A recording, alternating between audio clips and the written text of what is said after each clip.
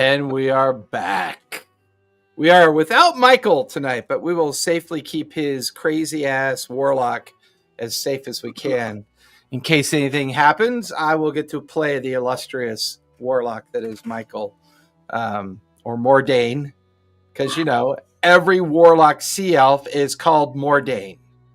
I've looked it up. It's an actual statistic. You are required to call your sea elf warlock Mordain, I believe, is what I saw.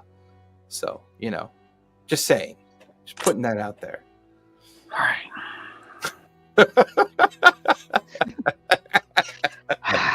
Xander had that serious, okay, I made my choices. I know, right? I chose to play this game. Yes. I chose to play this game. I'm here willingly. We got started a little late tonight because we were kind of reviewing our characters really quick and making sure everyone's still happy with them. Because we're all super powerful level 3. Yeah, all super powerful level 3 characters. Which, considering how well you were rolling and some of the fights you were in, there's a little bit of truth to that. Unless, of course, you're now the super squishy warlock, which the super squishy warlock seems to go down a lot, as it would seem. So's the super squishy monk. Well, no, the monk is not super squishy. Kunlin's problem is that he's overly aggressive. Yes. Alex still thinks he's level 20. He thinks he's previous campaign. That's the problem. You have to rest and heal. 2 trolls, I rush in at 2nd level. No. Hey, we won. I mean, when you get to level 12, then you're going to be invincible. But up until then, in my defense, I didn't know there were trolls. We're all pretty squishy at this point, to tell you the truth. I didn't know they were trolls. So, where we last left off, after making landfall on the island of knowledge, the team camped out on the beach and explored the drowned tunnel, finding the serpent altar, a slain giant snake, and a mummified Yuan-Ti priest enshrined within before returning to camp. At first light, the team pushed on into the jungle. However, they came across a troop of apes, but Bungo managed to calm the situation down, patched the wounded, and Zephora got everyone back on track towards the eastern mountains. When they reached the river spanning by an old stone bridge where trolls burst from the water and from a burrow to ambush the team, after the fight, they checked the lair underneath the bridge, grabbed what they could, and then used the area to rest and regroup before pressing on. Following the tracks into the caldera of a dormant volcano, the team discovered an ancient snake-carved ruin devoted to Zahir. At the entrance lay a dead Yuan-Ti woman, likely from the group that they had been tracking, killed by an acid trap that punctured through her foot. Her gear had been stripped away, however. Zephora began to mark the safe path past the pressure plates and started the descent down into the temple. And that is where we last left off.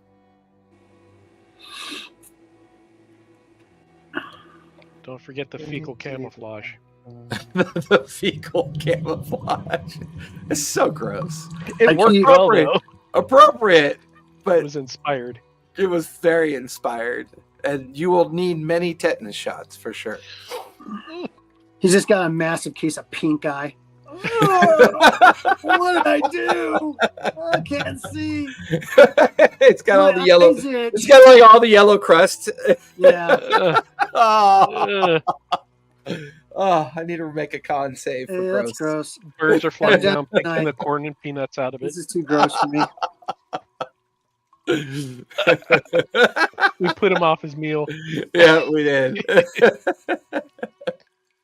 All right. You guys are now on the beginning journey heading down the stairs of the main entrance. Zephora has already noted where all the pressure plates are, so she is able to guide you down the 60-foot stairwell that leads in to this secondary entry chamber. Once inside of here, the interior of the chamber is heavily engraved with all manner of hieroglyphics, as well as imagery related to what is clearly either Yuan-Ti culture that is on display here, but also intermingled with Naga culture. And the Naga display, like the Naga carvings, seem to almost be graffitied over the Yuan-Ti hieroglyphics.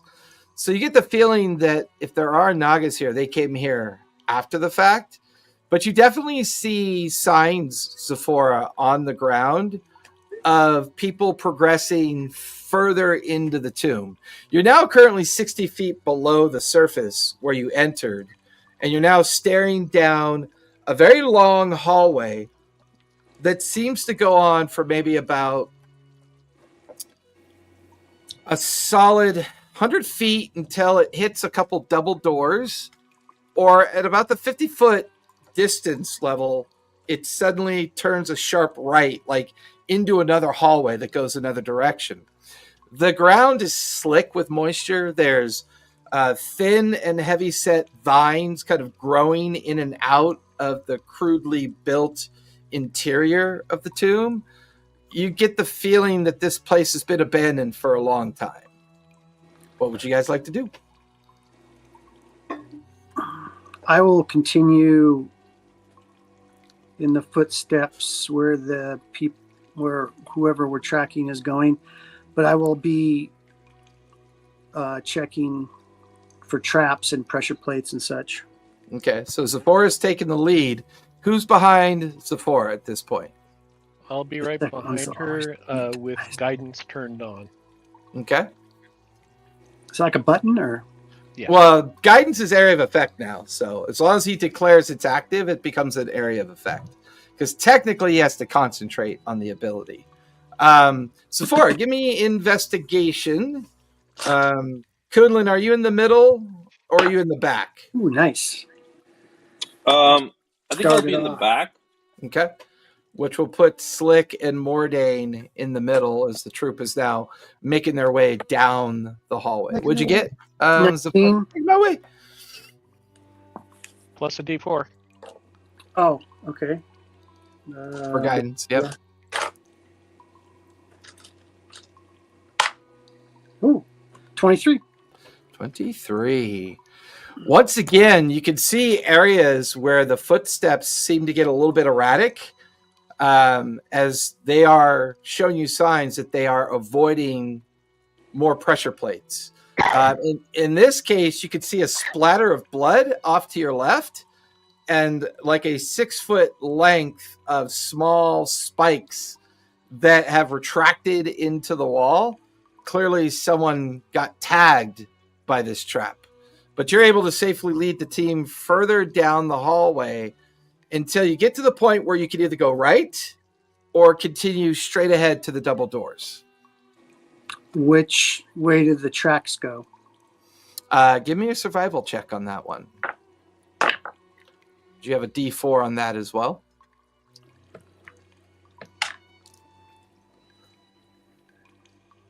Sorry, I was going to use my D&D Beyond character sheet here. Blah, blah, blah. Oh my God, that almost sounded like an advertisement. 6. I just used my easy-to-use D&D Beyond character sheet. Provided by D&D Beyond. D&D Beyond for all your dungeon needs. Anyway, so... Okay, all right. Hasbro. Don't use Brought to you by your Hasbro overlords. Yes. I'm being pressured to say this. Let's see. Survival is 5, so that's going to be a 15. Oh wait, no, 16. Sorry, 16 because that's D4.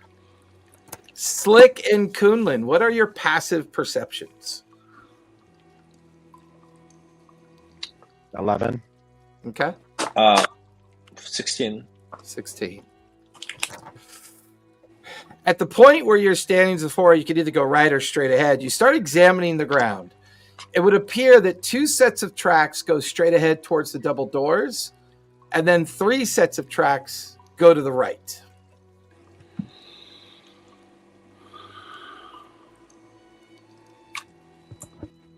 I think we should go to the right. They probably set up camp while someone went through the right. double doors. Y'all think we need to go right? Yes. Yes. Yes. All Yeah, right.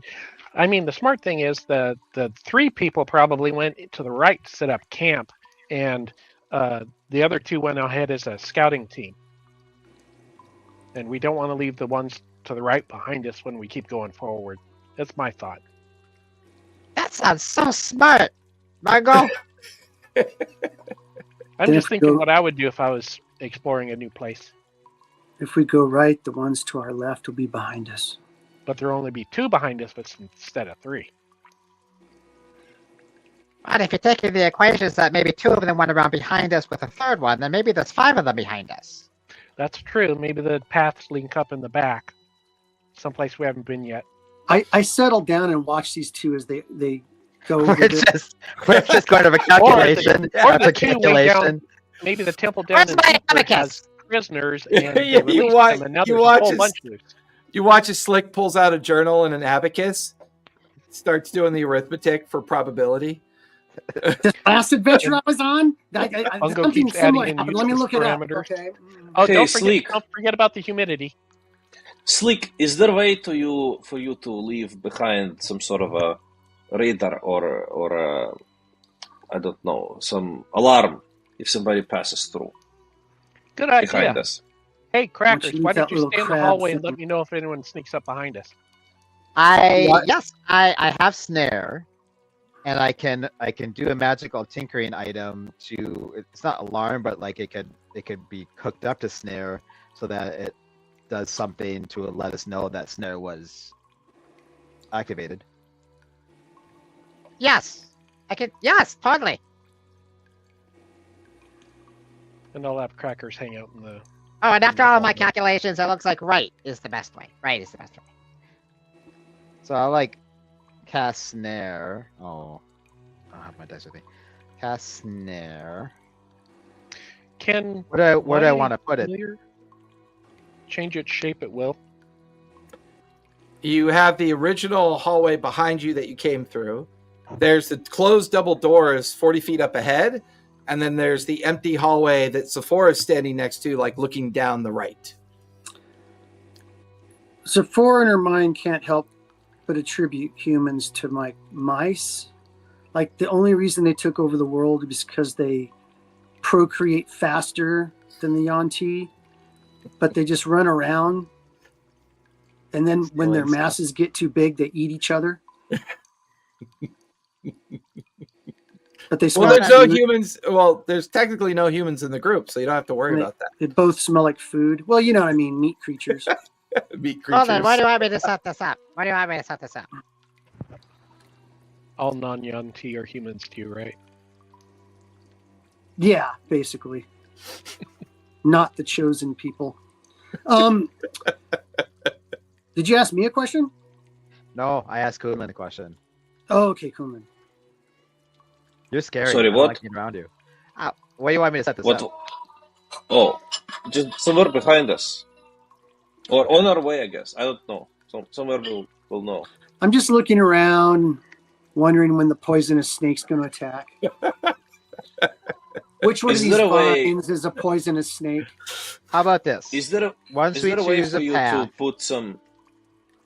go ahead. Is there a way for you to put some troll shit into your snare, so that if they get snared up, they get covered in troll shit too? That way, we'll smell them coming. Oh wait, Unfortunately, Maybe I I should did take not a take my shower. mega shit with me. So sorry. Yeah, I think Kunlun's the one with bags of troll shit. Yeah. I have some troll shit. I mean, we can Yeah, add that he just to like it. he just like Sure. squeezes it off his hair. Absolutely Beautiful. disgusting. Scrapes it off of his eyes. You know you're playing D&D when you're discussing how best to use troll shit. My Oh my god. How about this? I will There's set a up reason- snare with a magic tinkering magic item that will flash an alarm, which in the entrance of whichever entrance we decide to go into. So you guys That's deciding to go to the right then, down the right hallway? So if you go down the right hallway, then immediately behind you, Slick, you begin to set up the snare to catch Yeah. anyone that might decide to follow you guys. Okay, that's a casting roll. It is. It's a level 1 spell, right? It is. Thank So goodness. 11 or shit. higher. Kunlun goes like around the band, like outside of visibility. Plus our spell attack, right? Oh, fuck. Yeah, it's your spell Aren't attack you modifier. still noisy That's a and 10. shit too? That's a That's 10. a 10? I love it. So as you guys follow Zephora down the right side, Mordain, Kunlun, and Mungo kind of move ahead to get behind Zephora. Slick stops to cast snare and set up the trap behind him, which immediately fails. Slick, roll a D100 if you would, please. Mungo's like, oh. I turn into cheese, I swear to God. Zephora's thinking now she understands why her masters didn't tell her more about how the people are.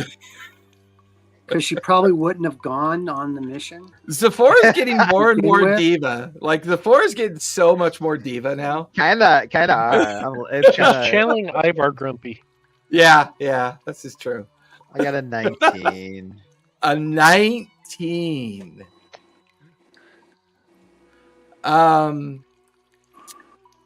You suffer time skip, perpetual time skip. Perpetual? Yes. So every 3 seconds, you see him repeating what he keeps doing. It will not go away until your next initiative roll. And no matter what you roll on your next initiative roll, you will be going last during the next encounter. Fantastic. As you are now this little 3-second loop where it just glitches. He's just like a glitch. Like he walks to the snare, he starts setting it up, and then you just see him glitch back, and he walks up to the snare, starts setting it up, and then he glitches back, watches back to the snare, starts setting it up. I will. We only need one. I'll still do the tinkering thing though. Okay. That does not require a casting roll. Does anybody got any, like, I don't know, just a trinket? I mean, I got plenty, but I really hate to get rid of my stuff. I'm a hoarder. Sorry, can you say that again? A trinket. A pen. Sorry, can you say that? No, I'm just kidding. He keeps saying it again every 3 seconds. Does anybody have any trinkets? I have some, but I don't want to, like, what did they say? I don't like to get rid of stuff because I'm a hoarder. What? I thought, what? Okay. Do we have the, like, cacophonous choir going on at the same time? A little bit, yeah. It's like it's this reverb. It's like a reverb every 3 seconds. Oh, my thing is still going. That thing is still going too. I just hide. The dissonant whisper thing or whatever. Oh Lord. Yeah, like we're listening to some avant-garde Yoko music. So you, I'll say that Mordain comes up to you and hands you a fish hook with some that's through a finger, and there's like some dried blood, and it's a desiccated finger, and he goes, "Here you go, Slick. You can have this." Perfect. Thank you. Dirty 20. I've just hidden myself. You're up at so actually Zephora, while they're trying to resolve the issue that you do the Homer back Simpson into the thing. shadows. Yeah. Into the shadows. So what's your tinkering? What's your tinkering snare do? So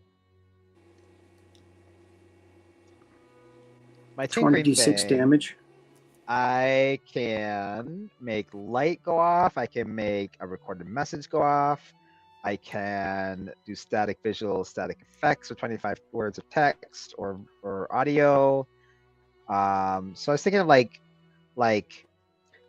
a mix of like it blinking and me just going, "They're here! They're here! They're here! They're here!"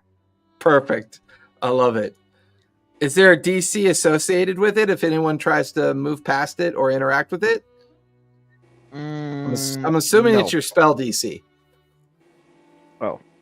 It Hello. doesn't say... You just set off Slick's trap. You have it's kind of like it's like 5, 4, 3, 2, 1.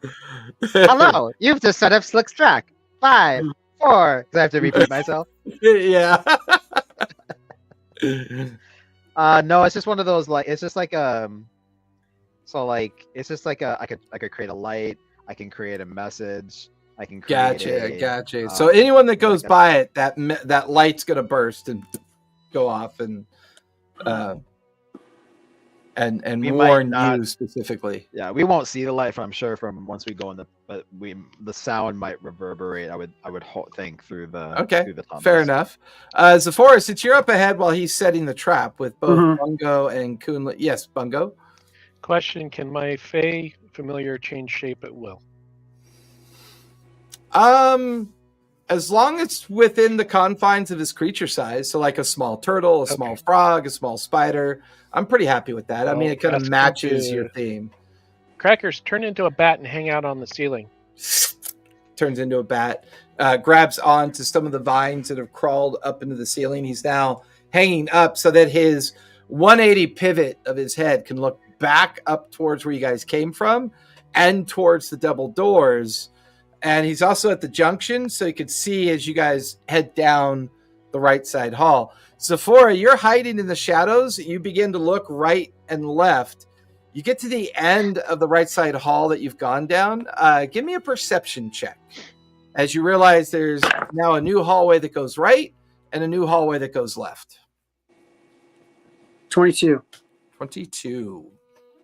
At this junction, you can see straight ahead of you 2 columns that are up against the hallway wall. Some like large spider-like creature that's maybe about the size of a large turtle that is like sitting on top of a almost like a web sack. The spider looks desiccated and dead. Looks like it's been dead for a while. You can see that the hallway goes far right and the hallway goes far left. You're like at a T intersection. Looking down to the right, it only goes about 30 feet until there's an open doorway or like an open archway of lots of vines. And it also feels like there's a lot more overgrowth down that way as well. To your left, the hallway goes maybe another 70, 80 feet until it finishes at like a kind of dogleg left of a turn, but it seems to pass through what looks to be 4 statues that make up a little junction down there. As you look at the ground with that same perception roll, you can see that the 3 sets of footprints had gone to the right and into the room that seems to be heavily cluttered with vines. It does not appear they've come out. It only shows their footprints going into it. Okay. At which point everyone now catches up to you and you're kind of whispering back towards them the different options of the directions to go. I'm going to continue to follow the footprints. Okay. Are you guys trying to are you trying to be stealthy at all at this point? Yeah, I am. Okay. So anyone looking to be hiding shadows. stealthy, yeah, everyone give me we'll do a group stealth check. So everyone give me a stealth check. I will roll for Mordain. Oh, good. Michael did level up before. And come on. Jesus. One time I need to roll good. 19. 19 for Kunlin. 13. Bungo, do you have create water spell? 11, and I do not think I do. What'd you get, Zephora? A 13. 13. Sucks. Blah, blah, blah, blah. Hey, I've got a toddler. I love that sound. I do, but it's not prepared. Create or destroy water. I'm sorry. As you guys No worries. watch Zephora step off to the right and start following the footprints towards the room that has a lot of kind of like vines growing out of it. It's a little bit denser here on the ground. You immediately see more of a blood trail at this point, Zephora. It's dried. It's been on the ground for a while, you can tell. As you get to the entrance, there's no doorways on this archway, so you're able to see directly inside. And the room's quite large. It's filled all the way around with these heavy, thick vines. You can also see an altar up ahead, and it's built on a kind of like a mound of bones all the way around it. On the top of the altar are more bones on top of the altar, as well as like a strange looking podium or pedestal, maybe made of bone. But hanging off the pedestal is a dragon skull, just kind of hanging there, kind of overlooking where the altar is. You can also see two large ceramic vessels on the right and left that appear to be filled with some kind of strange green liquid, though you're not sure what it is. The thing that definitely catches your attention are the number of dead corpses in here. There are 5 dead people in here, and they are all of Yuan-Ti lineage. They seem to have been ripped apart, like literally pulled apart. Not sure how long they've been dead yet, unless you want to do a medicine check, but it's a pretty grisly scene. Do the vines look animated? Does it look like they disturbed anything before they were torn apart? Bungo, give me a nature check for that one. You can give me perception, Zephora, as you start examining the altar to determine if they've touched anything. I'd like to examine them to see, what killed them. Yeah, give me a medicine check, Kunlun. 17. 17 perception and 17 nature. The vines look healthy. They look alive. They go up into the ceiling and they go down into the crooks and crags of everything. They kind of have a strange kind of slimy sensation to them, and they have these very long thorns kind of protruding from them. They don't appear to be animated. They appear to be alive. I mean, they're physical plants that seem to be doing okay, which would tell you that there's at least a source of fresh water around here, because they would be thriving off of that. Zephora, it would appear that one of them disturbed the vessel on the left, because they're holding like a wooden vessel filled with green water that has kind of spilled on the ground. And you could see like green slime dripping off the edge of the vessel. So you get the feeling that vessel was disturbed. Kunlun, what'd you get for your medicine check? 24. 24. One of the bodies looks like they were strangled. Another body looks like something had constricted around its midriff and had been like literally pulled apart. They all look like they had been constricted and then ripped apart, is what they look like. All their equipment is still on them. You could see their backpacks, you could see their weapons, you could see their armor. Everything they had on them is still there, but they've been just kind of like pulled apart. I tell everyone that they've been apparently strangled / pulled apart, Okay. and gonna go through their equipment to see if I can find anything useful, or for us, like health potions or whatever, weapons, but also anything that will tell me about what their mission is or what they're doing here. Yeah, give me investigation. I would recommend that nobody touch the vines. Try to avoid them as much as you can. Give me investigation, Kunlun. 9. 9. Okay. Most of their equipment is pretty mundane, nothing too fancy. I would say 9 is still good enough that you find a journal in one of the backpacks, and it is a description of the Zahir tomb that you're currently inside of. And supposedly, according to the journal, those 2 massive vessels holding some kind of green liquid, that if you drink from the vessel, it is supposed to give you reanimus, give you life, or prolong your life based on the journal entries. And the journal entries are a mixture of common and Yuan-Ti language, so you're not quite sure what the Yuan-Ti speech is, or portions are written in Yuan-Ti. Sephora, while Kunlin is doing that, what are you and Slick doing at this point? I'm stepping back out of the room.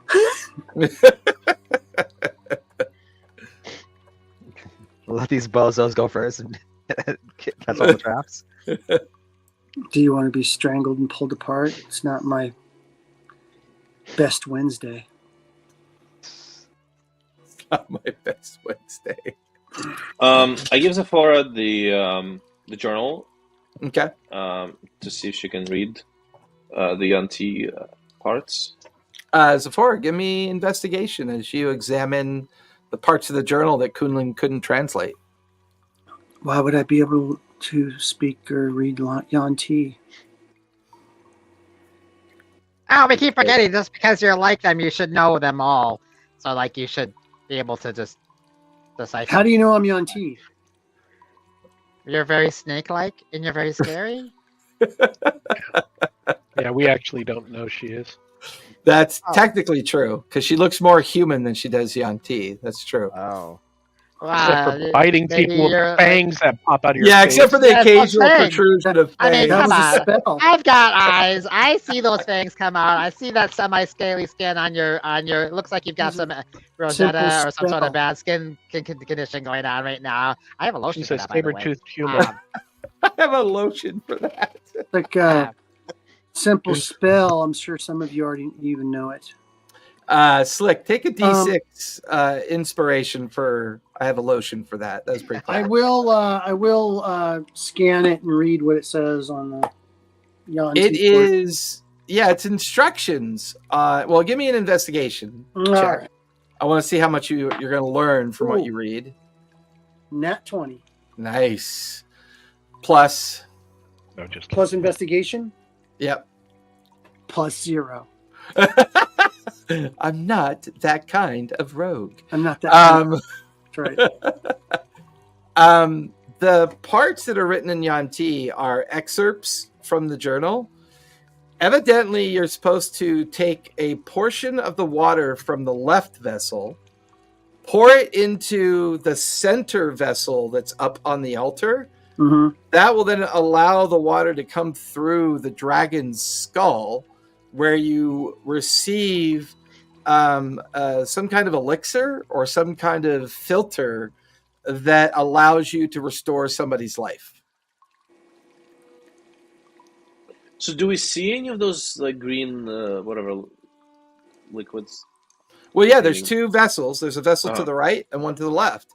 The one on the left would show signs that one of them disturbed it and was attempting to do something with the liquid.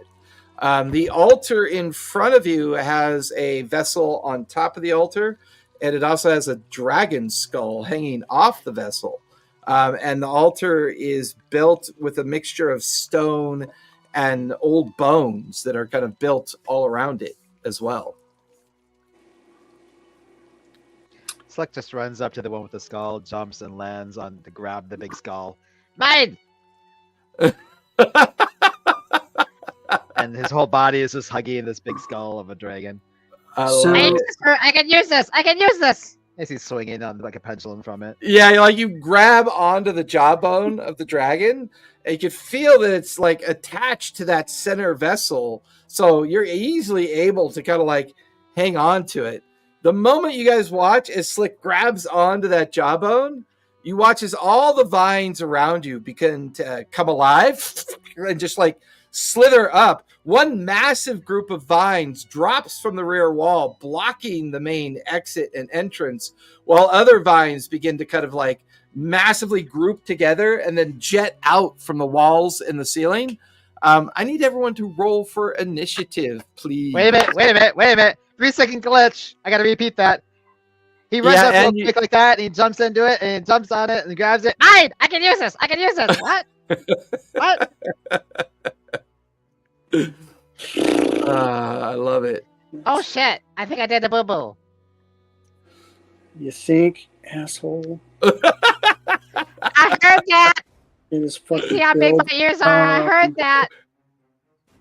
Not an asshole. I got a 16. I'm not an asshole. I'm a goblin. I'm a I can't help goblin. myself.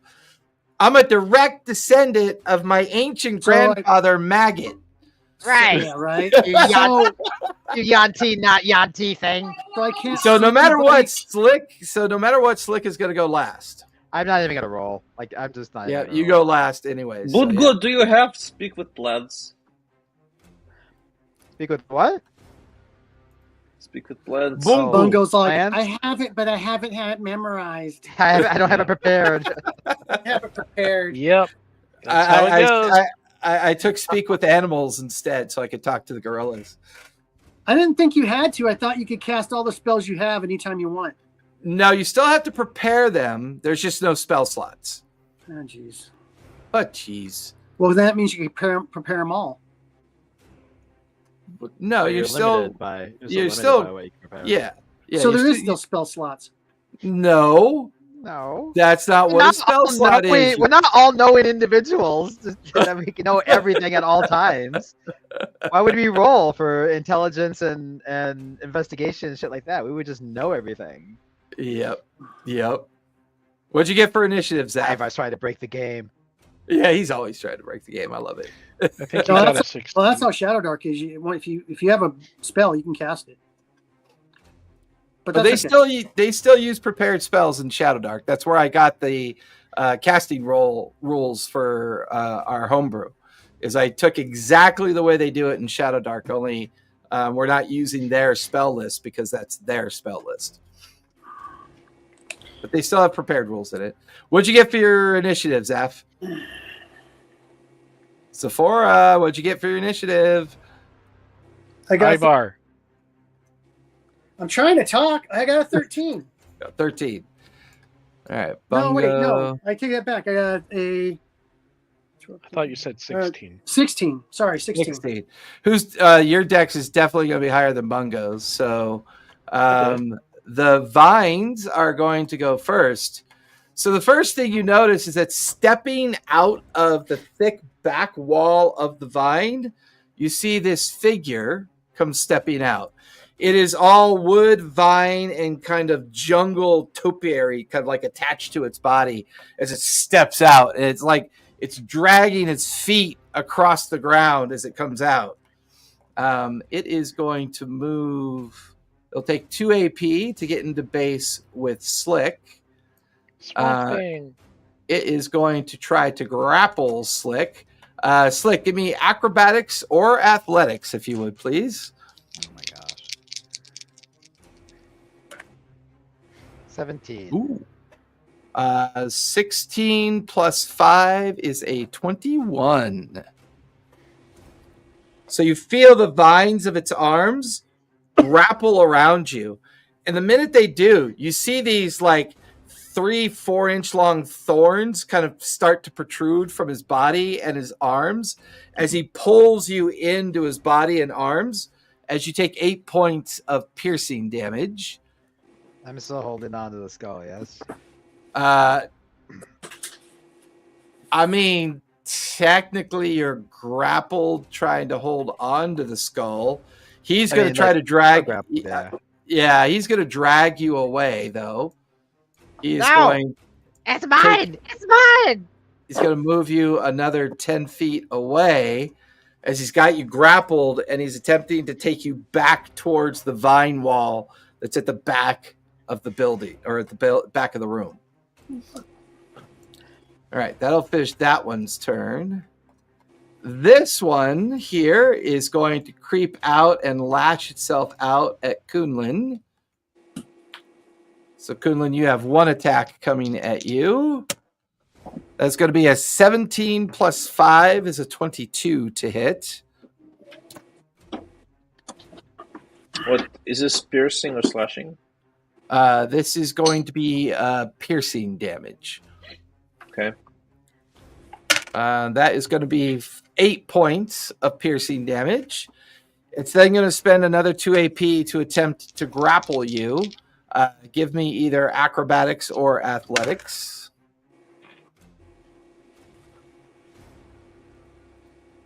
19. 19. You manage to dodge out of the way as it's unable to grapple you. Bungo, there's one that's going to move into base with you as the vines kind of slither across the floor and wrap up around you. Give me athletics or acrobatics as it's going to attempt to grapple you. That's not a good roll. Is there music 14. playing? Yeah. 14. 14. You will beat my 11. So you managed to dodge out of the way before it can grapple you. It's going to spend its final 2 AP to make an attack on you. That is going to be a 17 to hit. That hits. That is going. That's going to be 4 points of piercing damage. Ow. Ow! I don't like plants anymore. Another one is going to come out. It's going to slither across the room and strike at Mordain. That is going to miss. Zafora, the one nearest you, blocking the exit, is going to attack you. That's definitely going to miss. Now give me either athletics or acrobatics as it's going to attempt to grapple you. I thought it wasn't in the room. All right.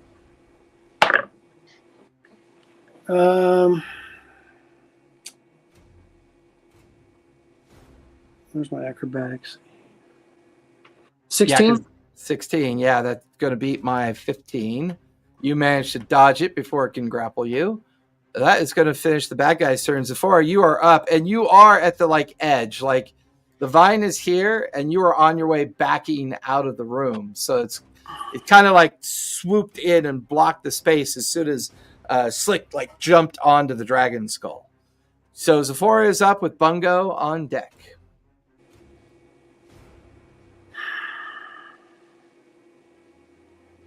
You can only say on deck when we're on the ship. Minus a D6 of inspiration for the dad joke. Look brown and sticky. Kunlun.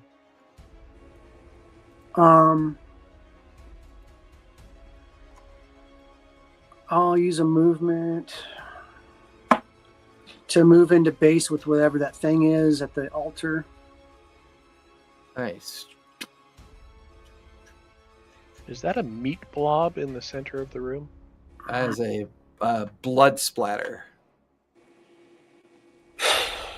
Except I forgot to... There we go. Okay. I forgot to put it into the ground. I'll make an attack with my dagger. 16. Stop it. Go back to where I want you to be. Yes, 6. That's going to be 22 to hit. 22 will definitely hit with an extra D4 of damage. Okay. Ooh, that's nice. 13 points. Oh, wait a minute. Yeah. Hang on a second. Another.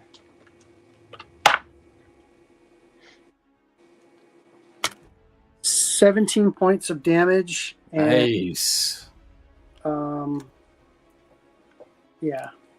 And 3 of that's poison damage. Nice. Slick, you watch as Sephora comes racing across the room, drives her blade into the creature that's got you, digs deep into it. The creature kind of recoils from the strike and immediately drops you to the ground as you are no longer grappled. I'll do my second attack. Go for it. Well, not second, but it's one of the 2 attacks I make. Yep. Because you're level 3 now, right? You get 2 attacks. Well, I get an arm strike along with an unarmed strike. That's right. So, that's going to be a 17. 17 will hit. Okay.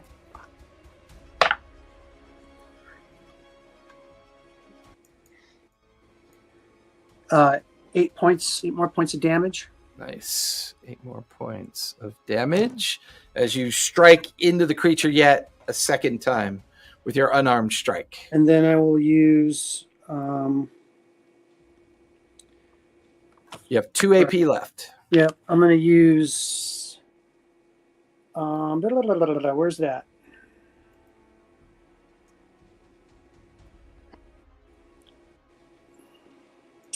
Gosh darn it. It's where I can move out of attack without being hit. Oh, the disengage action. Yeah. I'll use I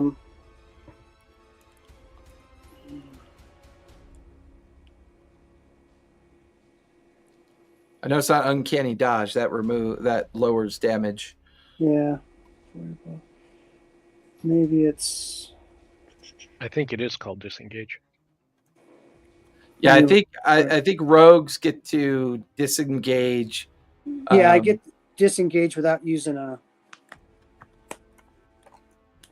Well, maybe it's on the first... Oh, that's probably where it's at. It's on the first page. Sorry. Patient... Yeah, patient defense. I can take a disengage.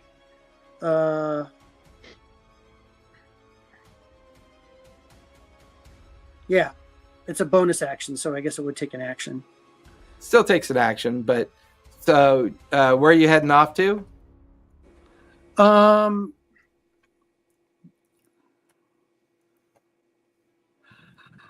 Well, can I go back to where I came from without getting hit by something else? Yeah. Put you right back there. And you still have 1 AP left. Well, a movement. Disengage and then movement, right? No, for you, disengage is when you use says the bonus action, and is it an action in action? Well, no, but disengage means that you move away without triggering an attack of opportunity, but you also get to complete a move within the same action. Oh, okay, cool. So I did that.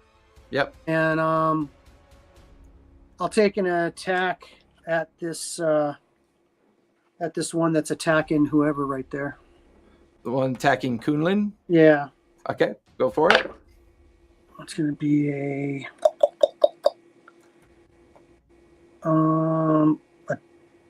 12. 12 unfortunately is going to miss.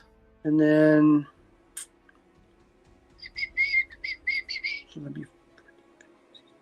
so you're going after the one near Mordain because that's the one that you're close to. Yeah. And then I got a 21. 21 will hit. Roll with an extra D4 of damage.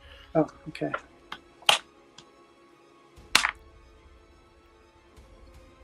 And then it's plus what? 4, so 9, 12 points of damage and 2 points of poison damage for 14 points of damage. Nice. The vine is going to shudder after it gets struck. It kind of weakens a little bit, curls back in on itself, and then kind of reforms itself at the same time. Okay, I'm done. That will finish the forest turn. Bungo, you are up with Kunlun on deck. Bungo looks at the plant and goes, "Get away from me!" And then he strains and concentrates and reaches down into the earth with his consciousness, tries to bring up the power of the earth. And then he looks slightly shocked and something happens. He's rocked a little bit and he's not sure if it's because of his time at sea or because of his proximity with Mordain.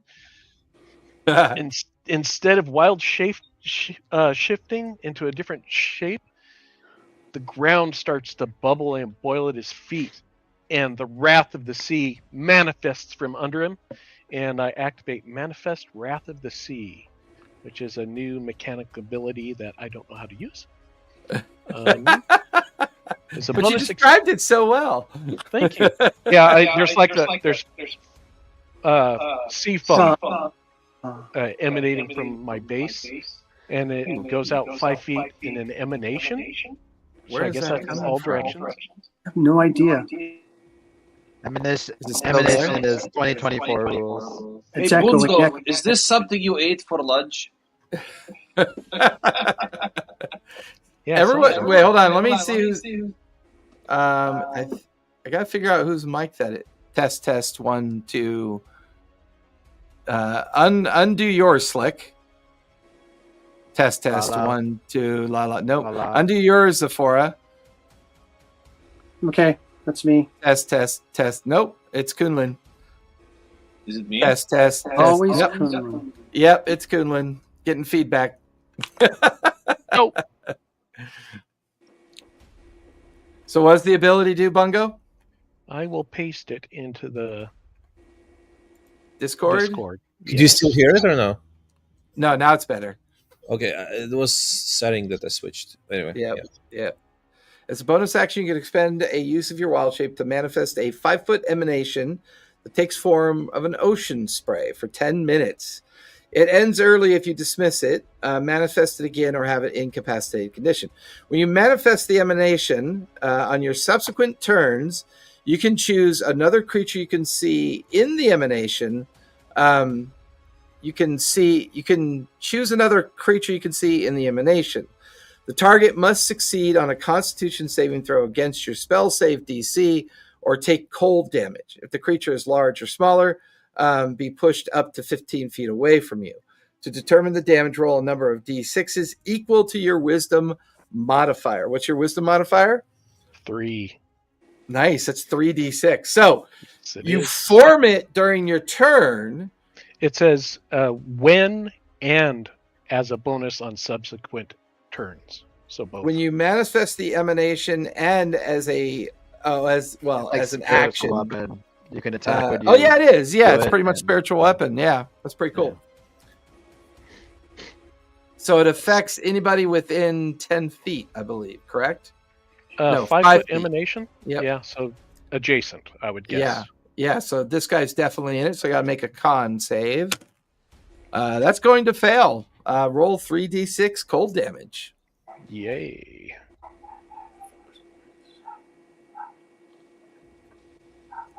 $14. 14. It is looking very rough. Parts of the vine freeze, break off, and land onto the ground. It kind of shrivels away a bit from the cold. You get the feeling it's pretty bloody, pretty weak. Bungo dances a little bit. Go, what the fuck is this? What the It looks fuck? like it just exploded. It's like you spewed all over the vine. Yeah. And then he'll try to focus the wrath of the sea and do a ray of frost at it. Ooh, nice. Is that a spell or cantrip? That is a cantrip Yeah. because I'm I all think about that's the a- no magic roll. I think you have to roll to hit. 19 for a 24. That'll definitely hit with an extra d4 of damage. 4 plus 3, 7. 7 points. It is looking like it's barely hanging on. You have 2 AP left. So if I do a different spell weapon at it, is that disadvantage? If you do any ranged or melee attack, or if you do another melee attack, whether it's a spell melee or physical melee attack, it would be considered a disadvantage. Okay. So I will do Starry Wisp at it now. Okay. That's a disadvantage. Is that an attack roll? That's a Starry Wisp, yeah. Yep. It's a That'll be a range. So disadvantage. Yep. 16 and 23. 16 will hit. Go ahead and roll for damage. And it's radiant for 7. 7.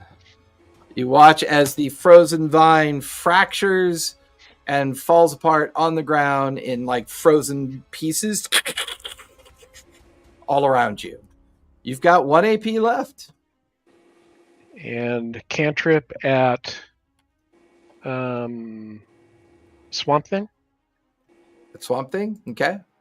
Ray of Frost again. Go for it. Yeah, 14. 14's just going to miss. Its armor class is a 15. That will finish Bungo's turn. Kunlun. The hell was that, guys? Kunlun, you are up with Slick and Sleek on deck. Kunlun is gonna try to do Fury of Blows after an enhanced unarmed strike on the vine next to it. Okay, go for it. That is 23 to hit. And that will be an extra D4 of damage as well. So it says here I can do also for enhanced unarmed strike. I can do 1d4 plus 1 bludgeoning damage. So I'll do 3d4 plus 1 after that, right? Yep. Okay, so that's 8 plus 3d4, 9 plus 10, so that's 18 points. So the 3d4 is, what's the 3d4? 2d4 is for the extra, and 1d4 was because it's enhanced unarmed strike. Well, you get 1 extra d4 of damage. Oh, sorry.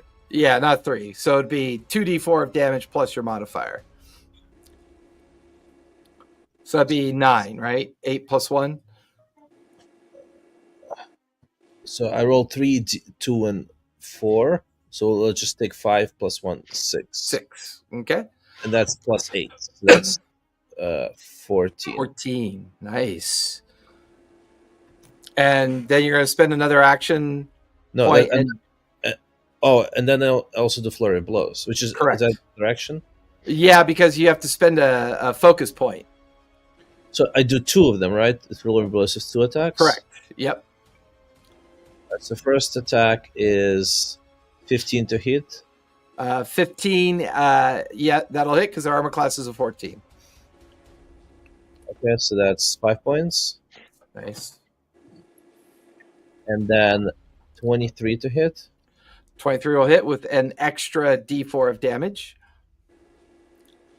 So that's 9 plus 1, 10 points. 10 points to hit. Yeah, you got 2 AP left. The vine is looking pretty bloody, pretty beat up. So I am, as a part of my flurry of blows, I get to disengage. So does Gotcha. that mean, Where would you like to move? So that's still the same AP? Well, you disengage and then you spend 1 AP to move. Shouldn't disengage and... Oh, yeah, sorry. Yeah, disengage and then move. So, yeah, where would you like to move to? Okay, so I'm going to try to move towards the big bad guy.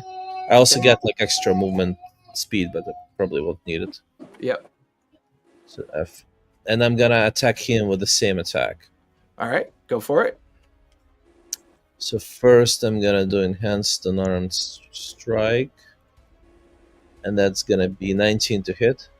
19 will hit. Go ahead and roll damage. So that's 7, and then I'll roll extra d4 plus 1. So that's 3, 10. Okay. And then I will also do Flurry of Blows. Yep. Go ahead and roll. Actually, as a part of my Unarmed Strike, I can grapple, right? Is it specific to a monk ability? Unarmed Strike, you make a melee attack that involves using your body to deal one of the following attacks. Damage. Yes, you can do that. Yeah. I did not know. I guess monks could do anything they want. So, what do I do?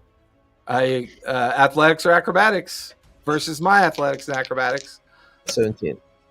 19 plus 3, 22. All right, so Creature is very strong.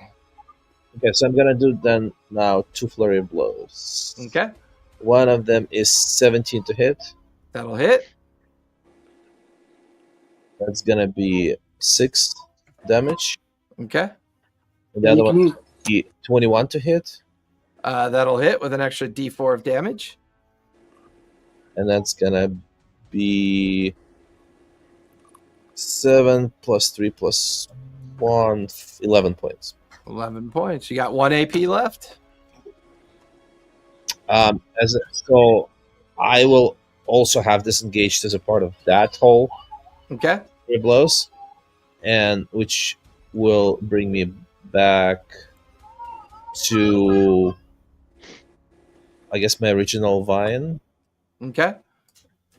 and I will just hit it with my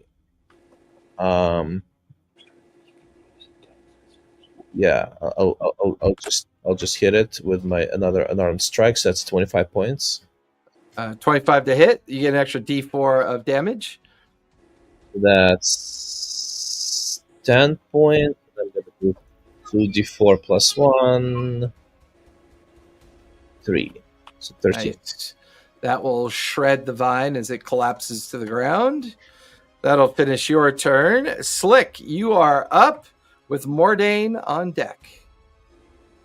Yeah, it says you can use the shove or the grapple as part of your monk attack. Yeah, that's pretty epic, man. Yeah. Just so you know, we're not cheating at this game here. Oh, no, you're cheating because he's a monk.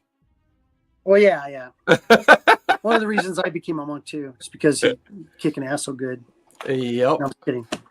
So Slick gets freed. Slick gets freed by Sephora. Thanks, Sephora. I'll take back everything I said about your scaly skin, and you need a lotion. You're going to need some lotion. I got a little creeped out there. Not quite sure. Okay. Oh, shit, this guy's still here. He's gonna run. Attack him. I don't You're know going to what let to a do. plant 'Cause beat you? I'm in a little bit of a conundrum. So I have something I can do because of my level up, but it doesn't really make much like narrative sense because I haven't had time to tinker with it. Like I haven't had time to like narratively create this. So I guess We're going to get our ass kicked. Use it. okay. I'm running away. Inspired Fuck on the narration. moment, in the Narrate it moment later. inspiration. Yeah, I'll do a flash of genius or something like that, and like Yeah. so that's a 1 AP to run away. So Or one something AP that works like you didn't I want expect to go it to. towards one. I want towards one. One of AP the, to disengage, right? Nope, not disengaging. Towards. I want Well, to go towards the goblets, the green goblet things. The one on the right or the one on the left? The one that's farther away. Probably the one on the left. Okay. That will trigger an attack of opportunity. That's okay. That's going to miss because that is an 8 plus 5 is a 13. I'm small but mighty. Are you going up to the vessel? I'm just gonna go like next to it. Okay. And then I quickly grab my backpack out and start tinkering with shit. I grab that. I have a fire opal in there. I start tinkering with the fire opal. Slick, get over here quickly. It's time to armor up. And you see, it's total like Gengam style, or like Sailor Moon style. Yeah. With like, so Slick like not disintegrate. He like destructures. What's the word I'm looking for? He comes apart, and like I start floating up and spinning, and all these like parts start floating around me and like attaching themselves onto my armor. And he makes this big golem. So now I'm inside a golem armor. And That's awesome. I am Iron Goblin. I am Iron Goblin. So I put a picture in chat of what it looks like. And so now I have that on. Because I took I took the armor subclass instead of the yeah. Like the Hulk Buster. Yeah. So he's just sitting in the little seat in the middle, like where the head's supposed to be. That's where he's sitting now. And he's Like gonna Ripley. fire off. He takes like his hands towards his chest, and like lightning starts to crackle from it, and then he shoots it out with his arms like that away from his chest, and he's gonna fire off a lightning launcher. Nice. Is that a is there any ranged attack or a condensation con on him? save? That is the wrong one that's it's just a spell attack. It's an attack. Ranged for it. attack. Is he mildly wet because of the ray of frost? Well, first of all, it's technically a spell attack, correct? No, it's a ranged attack. But is it a spell? No, it's a weapon attack. Gotcha. Okay. And then that was a 23 to hit.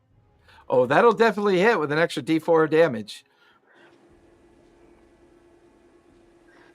That is 7, 8, 9, 10. That'll be 11 lightning damage. Nice. Bizarre. And no, the condensation does not cause him to electrify. All right. I think you have 1 AP left, Slick, or 2? 2. 2? Okay. 1 to move, 1 to fire. Did you roll the extra D4 he gave you? I rolled next to D4, yes. Okay.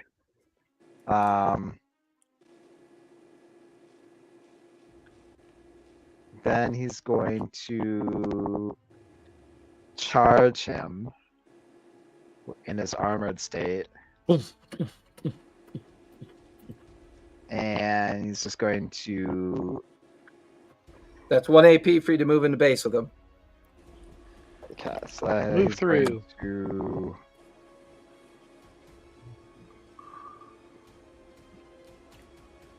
What am I gonna do? Hit him, I guess. It's gonna do unarmed strike. Oh my god. Why did I do that? That's a 6. Yeah, that's Because- going to miss. That is going to finish your turn. Mordane is up. Mordane is going to focus on this one here. He is going to use...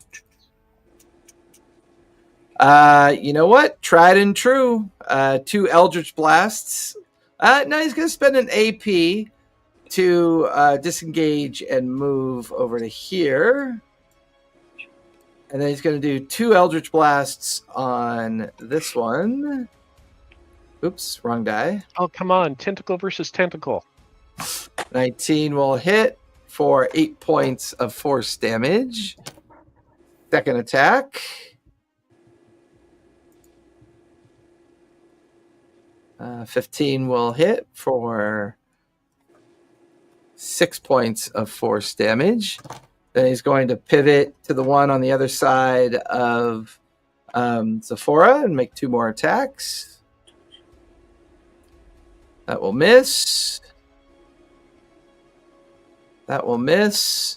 He's going to pivot back to the other one and make 2 more attacks.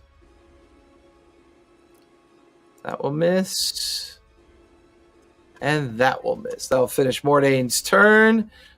Top of the second round, the bad guys are up with Zephora on deck. We'll start with the big guy here. Is that one vine much larger than the others? Yes, this one's a little bit bigger than the others. Okay. He is going. And this guy's starting to look pretty rough. He's taking a lot of damage, so you could tell that he's looking pretty rough. Slick, he's going to make a strike at you. That is going to be a 9 plus 5 is 14 to hit. That misses. Okay. He's going to spend 2 AP and make another strike at you. That's going to miss. He's going to use his final AP to cast Vine Growth as vines begin to grow up around you. Oh, dang. I need you to make a dex save, if you would, please. I hate when that happens. That's a dirty 20. Dirty 20. You are not grappled, and you take no damage from the vines. That will finish his turn. Michael, tell your friends to leave me alone. I don't think they're my friends, man. This one's Ow. going to take a swipe at Bungo. That is going to be a 19 to hit. Yep. That is going to be 6 points of piercing damage. Then going to take a swipe at Zephora. That is going to be a 19 to hit. Yeah. That is going to be 7 points of piercing damage.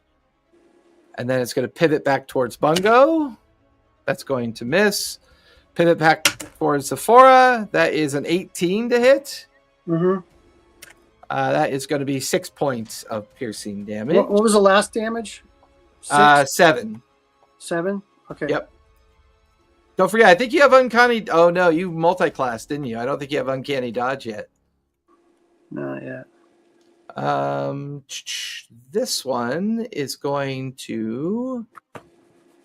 it is going to spend an AP to disengage, and then another AP to move in the base between Kunlun and Mordain. Going to take one attack at you, Mordain. Or, sorry, Kunlun. That is going to be an 18 plus 5 is a 23. Let me check. No, that hits. Okay. That is going to be 7 points of piercing damage. And then it's going to take its final attack on Mordain, which will hit for 6 points of piercing damage. That will finish the bad guy's turn. Sephora, you are up with Bungo on deck. Okay. Turn me around so I can see the... So how far is it from me to the right urn? 5, 10, 15, 20, 25, 30, 35, 40, 45 feet. And then how many feet from the right urn to the left urn? 5, 10, 15, 20, 25, 30 feet. They're exactly like 30 feet apart from each other. Okay. I'm going to use the dash action. Okay. I'm going to dash to the first urn. Put you right there in base with it. Scoop some of that stuff up. Okay. Into a vessel. And then I'm going to move from this vessel to the other vessel. But on the way, I'm going to pour that first one from the left. What is it? They said to pour the left one into the left one first and then the right? Correct. Okay, so I'm sorry. I dashed to the left one first. Gotcha. Okay. Pour it in, then I dash to the right one. Okay. You have 1 AP left. Then I'll dash to the center and pour it in. So you're pouring both in. Uh-huh.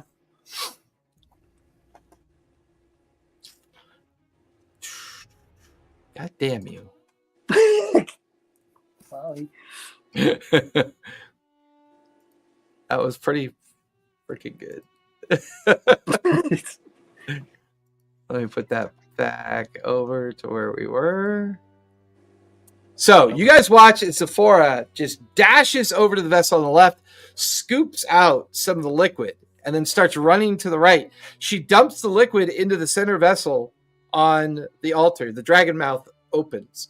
She then scoops liquid out of the right vessel, moves back towards the dragon vessel, pours it in, and the moment she pours it in, the blighted creature collapses onto the ground. The vines immediately retract back into the walls, and you guys watch as this kind of green-red translucent liquid begins to kind of drain out of the dragon's mouth. And as it drains out of the dragon's mouth, it hits the ground and kind of forms into a gelatinous sphere of liquid. And then everything now is inactive. The room is still. No sign the vines are reacting anymore.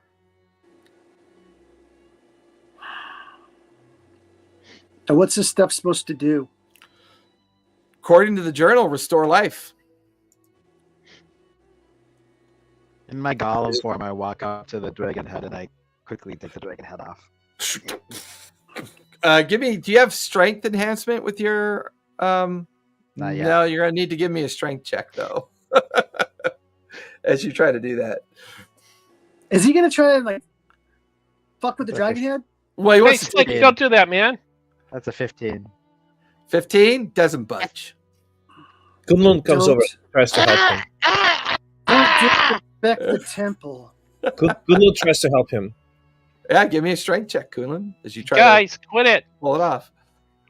We've just got this thing settled down. Calm 11. down. I need it. What'd you get, Kunlun? 11. Yeah, it doesn't budge. I scoop up that stuff. And it's like a Jello mold almost. There's a lot of light effervescent inside of it, and inside of it, it looks like it's a liquid inside. So it's like a gel on the outside and a liquid in the middle. Like a So- effed up gummy. Yeah, very. Do I get an idea that this is like a healing potion, or do I get this like will resurrect somebody? Based on reading the journal and looking at what it produced, you can give me. Somebody can give me either an Arcana check or an Insight check. I'll do an insight check. Okay. 16. 16.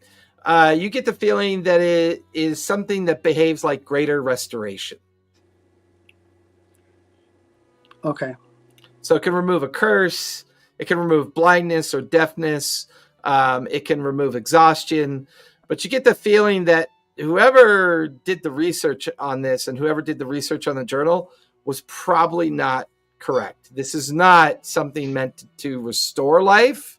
Mm-hmm. And you get the feeling that when they got in here, they didn't do it in the right order. The vines got a hold of them, ripped them apart. And that group that meant to restore that Yanti priest is now dead in this chamber. If I do it again, does it create another one? Doesn't say anything in the journal about doing it multiple times. I mean, the dragonhead doesn't seem to be able to be moved off the pedestal. Neither Slick or Kunlun were able to shift it. You could always try and do the ritual again and see what happens. Well, I'll try to do it again. Okay. You go over, pick a vessel up, fill it up, do the exact same routine all over again. This time when the liquid pours through and it lands on the ground in a gelatin condition yet again, only the color is different. It's more of a kind of phosphorant yellow color. Okay. I guess we could keep doing this a bunch of times. I got an idea. Mm. Bungo. Well, the reaches into- level of the liquid, like really quick, you'll notice that when you were scooping out the liquid, the Mhm. level had lowered significantly. And as you scooped it out a second time, the liquid lowered again. You get the feeling there's enough liquid for one more attempt. Well, I'll do one more. Okay. Bungo puts a pot underneath it to catch the liquid. Okay. When you do it a third time, the substance that comes out, once again, forms into a gelatin. But this time it's like black. It's like a black liquid, hard liquid surface with a kind of a liquid center to it. But this time it comes out black. And then the vessels are now empty. Can Kunlun use his knowledge of medicine to try to see like what those other two might be? Yeah, give me a medicine check. 22. The yellow has that same kind of outcome that a potion of invisibility might give you. The black one, you get the feeling that it's a filter of poison, that a very toxic kind of poison was created during the last attempt with the vessel through the dragon's mouth. I would be careful with that bungo. It seems poisonous. Yeah, it doesn't look so good. It does have a bit of a foul smell to it as well. He'll take it out and put it in a jar and scrub the pot clean before he feeds anyone out of it. Well, I would also say, Kunlun, when you were previously were investigating the other bodies, you would have found 34 gold and 12 silver combined after going through their stuff. Okay. Yeah, I divided up between others. I don't know how to divide this up. 34 gold, 12 silver. Yep. 5 people. I'll take the black one. You guys can have the other two. Wait. So before Kunlun gives back the black liquid, he takes some of his bolts from his crossbow and dips it into it. Yeah, You you might notice that when puncture you notice that as soon as Kunlun dips into it, the hardened surface weakens, and then a little bit of the black oil inside kind of seeps up onto the bolts, and then it reseals after he pulls it out. And you notice the liquid inside is a little bit diminished. The globule is a little bit smaller. You get the feeling, Kunlun, after you safely kind of are able to do that the globule has like 3 more additional applications available to it. Okay. As you give that thanks. over to... You're Kunlun's gonna like, help me out here, now you can have it. Yeah, that's all right. You keep it. I'll take the yellow one. Unless you want to dip Someone your wants to fucking check out bolts in it. the jars and try to Oh, figure out if it shit. looks like they refill. That would be a really cool effect, Kunlun. If you dip the bolts in the invisible liquid. Yeah. Does that make And the red bolts... one, because it'll kill them and restore them and turn them yeah. invisible. Yeah, but does that make the bolts invisible? Or when you hit somebody with it, the person you hit goes invisible? Yeah, Buggos, you go over to the 2 vessels that are now empty. Give me investigation on that one, or nature. You can give me investigation or nature on that one. Nature's better. What else does it say in that 19. journal? 19. You begin to realize that the bones and remains around the altar are probably the source of the liquid. Somebody prior, like old, maybe a long time ago, you're not entirely sure, did some kind of ceremony in here, drained the remains of these bodies and refilled these vessels with the liquid. Whether it was the Yanti priest who's now dead in that chamber down at the beach, you're not sure. It's possible, maybe, but without knowing the ceremony or without having the available bodies to do it, you get the feeling that the vessels may not be able to be refilled. Zephora, looking at the journal is very specifically, somebody's many like months of research, of work or effort to try to figure out how to find this island, how to find this shrine, this Zahir shrine that you're in. And there's probably the one thing you find at the very back of the journal is a more completed map. The chamber that you're in is called the sacrifice chamber. The hallway that leads back towards a dead end with 4 statues is called the offering chamber. The map also shows beyond the double doors, where the offering chamber is closer. The chambers beyond the double doors are called the containment chambers. This feels like somebody's domain where they had places to contain the sacrifices. They would then make offerings at the offering chamber, and they take the sacrifices after the offerings, and then whoever was contained in the other chambers, they'd make an offering, and then they drag the victims into the sacrificial chamber, and then their bodies were used for whatever ceremony to create the liquid within the vessels. While this guy's research is pretty good, he's just unfortunately got it wrong with the expected outcome. He's mistranslated some of that information that he's learned. Which one do I think was doing the ritual when it all went wrong? The one that is currently pasted up against the wall with like numerous long plant-like spikes driving through its body. And that's the one that had the wooden vessel in his hand that was like laying at their feet. Okay. I'll take that. Unless you took the wooden vessel. I don't know. There's nothing in it, right? Well, you were using it as a means to move stuff around. Right? Yeah, Okay. to move the liquid around. All right, so I'll keep that. And then, so they contained him in there, then they brought him in. And the other chambers with the statues is called a what? It's called an offering chamber. Oh.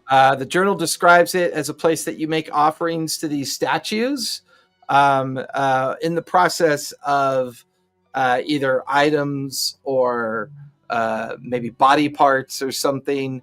It feels like it's part of a ritual.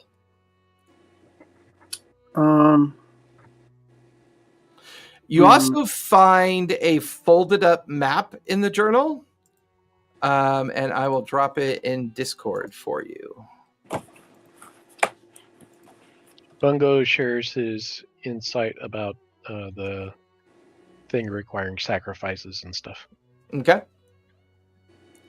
And to Kunlin's point, you get the feeling that where the 4 statues are, and on the map where it's called an offering chamber, that might be where all the treasure is. Yeah, let me look at that because I have to get on another thing to see it. Well, the map I drop in Discord is the folded up map of another island that was folded up and in the back of the journal.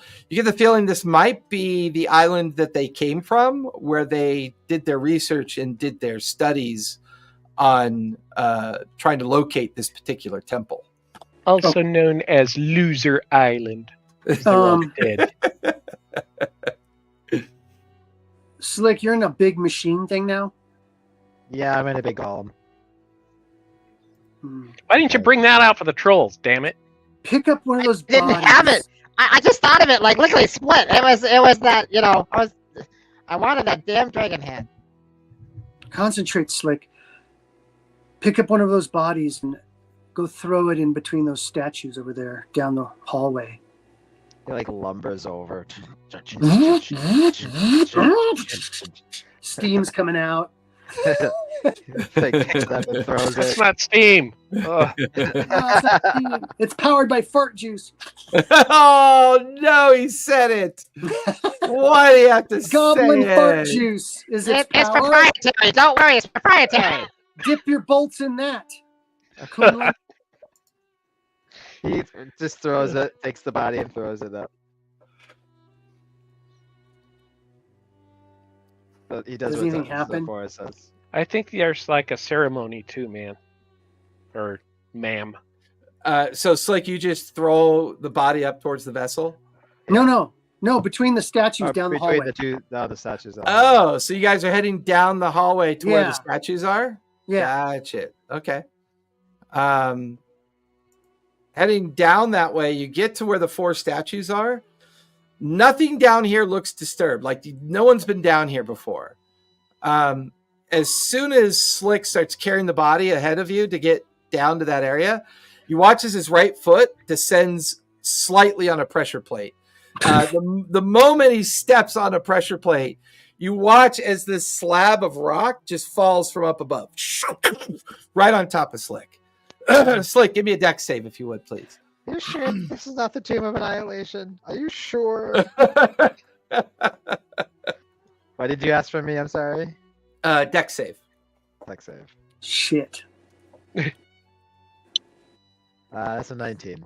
Sorry about that. That's okay. We didn't know. You see sparks and like Your head just explodes in a bloody spurt. I quickly I jumped out of the cockpit real quick and Bungo's not been walking. Slick's gone. It's still What'd you get, Slick? 19. Oh yeah. You're able to avoid it, but it like clips like the edge of your suit. It kind of causes you to stumble, and when you stumble, you half drop the body, so the body is like half pancaked. So you have to like pull the half body away, and it's like rips away from the remaining parts of its torso. And I just rip it in half when I pull it. Yeah. And as the two of you, as all of you stand there at the entrance of the offering chamber, you see these 4 statues, and they're all Yuan-Ti statues, but tribal Yuan-Ti, so more like snake-like creatures. Covered at the base of each of the statues are piles of coins. There's a large metal box. There's also a spear leaning up against one of the statues, as well as a longsword leaning up against one of the other statues. This feels like it's an old, like there's a lot of dust and grime and vines that are still kind of coming in through the walls and from the ceiling. Even when that stone slab fell, it was pretty crumbly and kind of broke apart once it hit your kind of augmented armor slick. No one's been down in this chamber for a long time. I'll check for Guys, traps watch first. your steps. Watch your steps. Wait, Zafora, Slick. yeah. Let me Zafora, check give me investigation, Zafora. Investigation. I think I got a 0 on the investigation, but I'll just double check. Yeah. So I got a whopping 10. 10? Yeah. You get the feeling you don't know where they are, but chances are these statues are probably trapped. Yeah. This offering chamber feels like you do a physical ritual to make an offering to the statue. And maybe that's part of the process of deactivating, which tells you that they're probably magically trapped.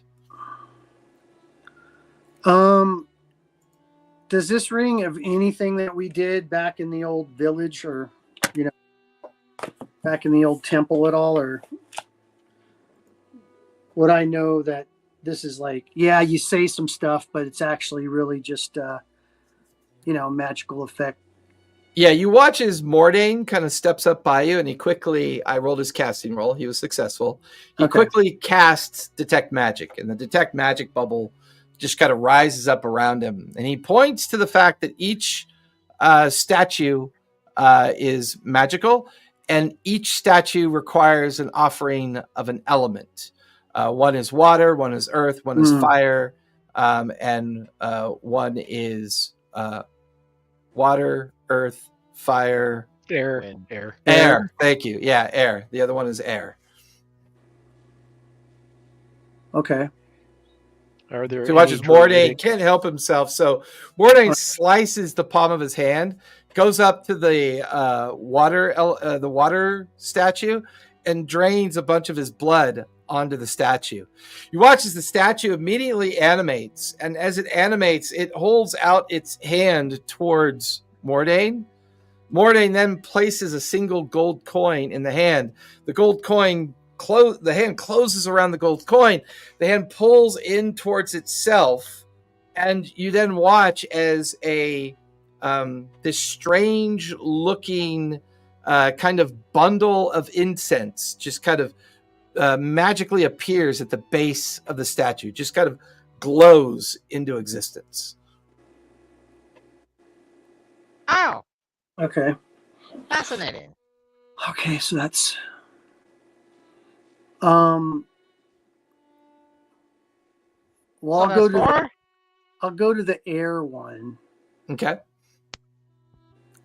I got a And I'll- fire one. and I'll breathe into the hand. You breathe onto the statue.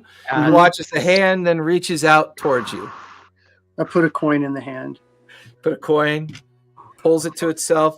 You watch as a strange kind Fifth elements of all over. Yeah. Elements all over. you watch as a strange bundle, of twigs and vines, all wrapped up tightly together, kind of appear at the base of the statue's feet. I'll take Okay. my arm. And my flamethrower will come out of my arm, my forearm, and I'll fire. Fire the flame at the statue. Its hand comes out, Do you holds want me to itself out in roll front of you. or anything for that? No. Okay. What elements are left? I'll hand Earth. it a rock. Rock? Rock or dirt. or You're both. good with rocks, Kunlun. You got it. You're good with rocks. You hold your rocks gently in your hand. Cup your rocks gently. So Slick, you Yeah. see a hand held out in front of you, waiting for something to be given as an offering. I'll take that copper. Wait, no, I'll take that gold Here. piece that we just Here. got. I'll Okay. chuck you a gem. One of the Oh. gems from the cache below. Okay. Oh, I that's grab it. going to ruin everything now. Yeah. They're going I to take it with my big mechanical hand. Thanks, Bungo. I take it with my big mechanical hand. Way to fuck it up, Catch it Bungo. in the air real quick and then put the gem. Yeah, gem you in the hand. put it in the hand. The hand closes around it. You watch as a large copper vessel appears at the base of the statue. I think the more you give it, the better you get. What's in the copper vessel? Anything? It's empty. There's definitely magical engravings on the side of it. It looks like it's meant to be filled with something, but currently it's just an empty copper vessel. So will the little balls of incense fit in there? Yeah. I'll put them in there. Okay. The sticks So fit will in there? the twigs and vines will fit in there as well. Yeah. I'll put it all in there and then light Okay. it. Well, we still have We one. still We have- have one more. Oh. So yeah, you still have one Where'd it more to go. No, we got earth, air, fire, and water, right? Haven't done Yeah, Earth yeah, yet. Earth. No. I thought you just said he put earth in his hand, and then it opened up and he put a gem in his hand. That was the fire. Yeah. That was Oh, the that's fire fire. one. Okay, now Kunlun We'll comes put over dirt in- and puts some dirt into the statue. Coolin comes over, like tosses some dirt onto the statue. The hand, animates. The upper body of the statue animates out. The open hand is now sitting in front of you. try another Kunlun jam. puts 5 gold.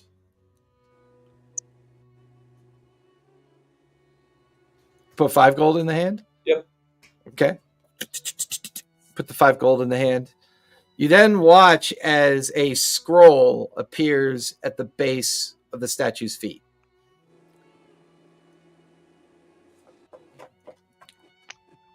Bungo's going to start looking around for druidic carvings or druidic messages. What's the scroll say? Give me Arcana check as you examine the scroll. Oh, I see that it's Arcana crap, and I will. Let me see what my Arcana. I think it's shit, but let me look. Mordain has plus I'll give 3. it to Mordain. Yeah. He's a good NPC right now with a little exclamation point. above It his- is a ceremonial scroll that is meant to be read, and the 3 components in the scroll are a copper vessel, a ball of incense, and a ball of jungle remains, which appears to be what was produced. Evidently, it summons a creature of some sort. If he were to read the scroll, But we better have some sacrifices for it. Oh, ah! I have half a sacrifice. No. I know what it makes. It just What? made what we just fought. That Jungle vine- remains, That Yeah. vine creature. the vines, guy? and it might refill the jars, but I think that's what it makes is that vine creature. That makes good sense to me. What's around? Is find this out. into those statues, or does it go around the corner? it kind of dead ends right around the corner of the statues. Like there's a collapsed area. Like you get the feeling Oh, that okay. maybe that part of the tomb had collapsed over time.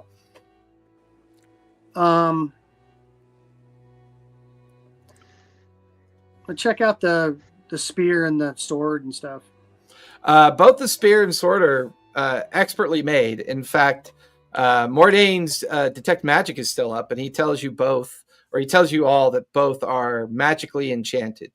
The spear and the sword both have a magical enchantment to them. The What about lock, the the lock on the iron box Mhm. is giving off an enchantment. He thinks that the lock is magically trapped. All of the coins also have a necrotic magical effect on them as well, as Mordain suspects that they are cursed. Okay, we'll leave them. Hey, Bungo. Um, Bungo. do I have a chance to disable this trap, or is it a magical trap I have no chance of disabling? I mean, it looks like a dispel magic would be required to disable it, or you could try to do a sleight of hand and minimize the outcome if you roll high enough. Does anybody can anybody take care of this lock? Mordain, Mordain only has... I have thieves' tools. Mordain has Identify, Devil's Due, Detect Magic, Arms of Hadar, Detect Magic. Yeah, he does not have anything. He's got Mage Hand. He could try to trigger it with Mage Hand. Yeah, let's have him trigger it with Mage Hand. We'll stand back like 20 feet. Okay. Fair enough. Go ahead, Bungo. Slick, you guys were about to do something. Hey, Bungo, what do you say about after what Zafora said about between my alchemical knowledge and your druidic powers, we could probably create one of those plant creatures and get you a pet. I don't know. I don't know if it comes as a guardian or I don't know. We can try. You guys do this somewhere where I'm not. I'll create this, but you use your druidic magic to control it. I'm still looking for druidic messages that may have been left here. Slick. Yeah, Slick, you can give me an Arcana check on the nature of the ceremony that's involved, if you'd like. Because you're a natural tinkerer, you should have some advantages on that, right? I'll explain to him what's in the book to maybe help him. Okay, so you can make it. You can make the roll with advantage because Zafora is helping you. Yeah, that was 13. 13 is still high enough that it seems to follow the same principles of a summoned creature.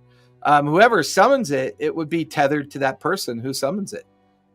Yeah, but from that information, it looks like I'll do the comical part, like the nitty gritty. But like you would have control over it once with your druidic magic. Once we could like create it and summon it. Well, I think if you summon it, there's nothing to stop us each from getting one, as long as we just give gold to these clowns. Oh, good point. I mean, I just got my armor set. I really don't do plants, but that maybe you could use. Maybe have a little buddy. Can I just say one thing? Have seaweed. That would be cool. This isn't a handful of seaweed local town shop where you go in and just buy whatever you want. Well, it does seem that these statues do seem to follow the laws of reciprocity. Well, it's not my god's holy thing, though, so. So that's a good point, too. You can have this one, and let's move on. Okay. And I'm gonna go start putting I'm gonna start doing the whatever I need to do to putting the chemicals, not the chemicals, but the items together and trying to try to get this thing created, and then have Bungo do whatever he needs to do so that it becomes now. No. That's what this whole thing was about. When we leave, you can do it in a controlled environment. This is as controlled as it gets for us. For me, not so much, but for us as a whole, I mean. I'm ordering you not to do it. As he drops the match into, he's looking at him like, whoa, and don't, okay, and he drops the match, and it lights the fire in the brazier. And it is called brazier. It is called brazier. I looked it up. It's called brazier. A brazier. No, it's called brazier. Brazier. Sorry, brazier, but they're spelled the same. Yeah. Quit lighting bras on fire, would you? As you drop it, I leave. Yeah, you watch. I walk down down the long hallway. We do this. Before he drops it, a portal opens up and a gnome comes out, all burnt up, and says, "Don't do it!" And then just runs into the portal. Yeah, within a matter of moments, you watch as a very tiny. Yeah, you watch as a very tiny little blight creature steps out of the smoke and the incense and stands there, just kind of doing this in front of you. Pongo, do your thing, control it. I control it? You're a druid. You gotta have some sort of knowledge or something. I don't know. This is not my realm. Hi, buddy. How you doing? It just wordlessly waves at you with its little tiny stumpy arm. Look how cute he is. Come here. He walks towards you, Okay. stops like at your feet, stares up at you. I am Groot. Pick him up. Pick him up. Yep. You got gets in your hand and you hold him. He's only about 8 inches tall, maybe a few inches around. Are you telling me we have a Groot? I'll put him on my shoulder. Okay, sits on your shoulder. Pizza for that wasn't so bad. That wasn't so bad. Okay, now we can go. Thanks. We should make one for you. No, I think Sephora's gonna kill me if I keep going. I love how Ivar turns off his camera. He's like, I'm Fails. done with this. I'm done with this. Did I? Because I find just any disappeared. That's why. druid- What's that, Bungo? What's Did I find any druidic anything in here? I was Not looking. particularly, but you do Okay. recognize what the creature is. It's essentially a lesser jungle blight. And these are magically summoned creatures that can come in varieties of sizes and power. You get the feeling that unfortunately the offering was not all that great. So instead of like a normal blight, you got like a Blitz. pint size. Yeah, like you got you got like a baby blight A basically. pocket Baby blight. blight. Yeah. Yeah, it's I basically a slit baby blight. Slick's throat and let him bleed all over the statues and see if we get a giant one. Like more Just drain him out, like really make sure that neck opens up, and I get all the get all the cartilage out of the way. Hang him upside down, swing him by his legs, triple force, shake Then I everything give out. him that blob of healing and push him off to the side. You're on poop deck Alright, duty the rest of your life. Mordain, you guys watch as this is all unfolding, and then Mordain guides the mage hand over to the glyph lock, and as he twitches the mage hand, there's a 5-foot radius of like the shatter effect, kind of crackles out, and then collapses in on itself. And the chest is no longer trapped. The lock is now bent open. The glyph has been expended. Nice. And there's powdered glass inside and a murky liquid. There is? Yeah. How'd you figure that out? Oh, great. He's reading the. I think he's collaborating. He's collaborating the story with us. The lid is still closed. The lock is broken off, but the lid is still closed. I've done enough. I'm not touching it anymore. Oh, you've done enough now. There's a blade facing towards my throat. I'm not moving. I'm just my big arms are up with my armor. I'm just Hey, Now Brute. it's not doing Hey, anything. Brute. He says to the baby blight, "Hey, Brute, go open that." Oh, you're going to chest." call him Brute? I love it. Yeah. Fucking You watch as the little Hey, this tiny might Brute. solve the problem for you right now. So Yeah, you watch as the little tiny Brute goes over, stands in front of the chest. Can't get it up. No, he can't. Because it's like he goes to push open the lid. He's too small. He's just too weak. He can't. It's a little like one of its little twig arms break off onto the ground. Oh, and I'm then sorry, slowly begins to kind of like grow back. I wonder what I'm happens sorry, if but you he can water come him. back. That's okay. Kunlun comes over. You broke him. You broke him. Kunlun comes over and gives him some of the troll shit. Like, here's some fertilizer. fertilizer. Here's some fertilizer. Now he's a little tiny baby blight that smells like troll shit. So much better. Kunlun opens the trunk. Yeah, Kunlun I like was just looking. oh yeah, What the fuck is going on? What are the people? Who are you people? I'm never going on a mission with you again. Kunlun. Zephyr These is are dead. some of the This same is- people this is that I your had a circus. character that went to 20th level with them. And they're just off the fucking chain. You watch as Kunlun just All right. lifts open the lid. Inside is a single book that is made of pure silver with like a black leather binding.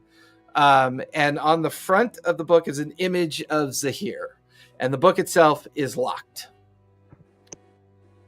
It kind of, for you, Zafora, without saying anything, you immediately recognize it as a Zahir prayer book. It's a book that a priest of Zahir would use to do cantations and parables and other things as well. Triple class? Go ahead and open it, Bungo. What, me? Do you want Brute to open it so he'll die? What, Slick? I'm still frozen. I'm still frozen with my hands up. Not it. Be Not very it. careful with that book, Bungo. You and your little friend. You watch as Brute goes over to open the book, goes to fiddle with the latch, and just vaporizes. It's like fiddles with the latch, and then the baby blight just turns into dust. Oh, I don't know if that made Zavora happy, but it made Ivar happy. This ain't got nothing to do with Ivar. It's got everything to do with Zafora. I love Can I you just guys. say Believe that me. I am loving you that I love am not that. the voice I know. of reason in this campaign. I love that Right? I'm not the voice of reason in this campaign. Yeah, you're chaos. Yes. Yeah, you're pure fucking chaos, dude. I'm loving funny. Flights on Crimson and having to be the voice of reason was so aggravating for a while. Let's go check out this other chamber real quick. Yeah, as far as you know, there's just one other chambered area that was like through those double doors. And that Yeah, on you've the got a map, map it's now, right? described. Yeah, the map describes it as a containment chamber. Let's go into Is And it there was also a double set of footprints that went in that direction. Yeah. Never came out. Does it show it going? They show them going in. Yeah, the footprints do show it going into the door, like at the door frame, and the door. You can see where the doors were opened and then Mhm. closed.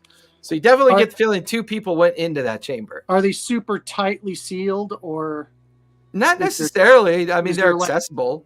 gaps where a little crab could crawl under and tell us what's going on in there? Definitely. Slick. Okay. Can you have your little friend crawl under the door and see what's going on in there? My little friend. I'm worried, my little friend. Can you Whatever. rebuild him if something happens to him? Whatever If you not, wanna I can call it. send crackers. I'll just lose crackers for the rest of the day. I can summon them again That's tomorrow. fine. Whatever. Your bird. Your Well, he's a bat. bat now, isn't he? Your Yeah, crab. so you can turn it into Whatever. Crackers, come Oh. here. Something besides us. Can you pop in there and see what's going on? In bat form? Yep. You want to turn it into a crab now? No, well, I mean, I think however he he can Ooh, and get. Sleek can have sex with your familiar crab. They can do crab sex and have little baby crab things. Wherever there's No. a gap, whatever. Would, And we can all have Yeah, some like, crab after You that. watch as Crackers drops down, lands on your shoulder, and then drops Wow. down on the ground, and immediately turns into like a very simple, small snake that then slithers underneath the door jamb. They're gone for maybe just a few minutes. And Do you just want scream. to? Do you want to war? Yeah. Do you want to? Do you want to warg into Crackers and see what he sees on the other side? No, you can just tell me. Okay.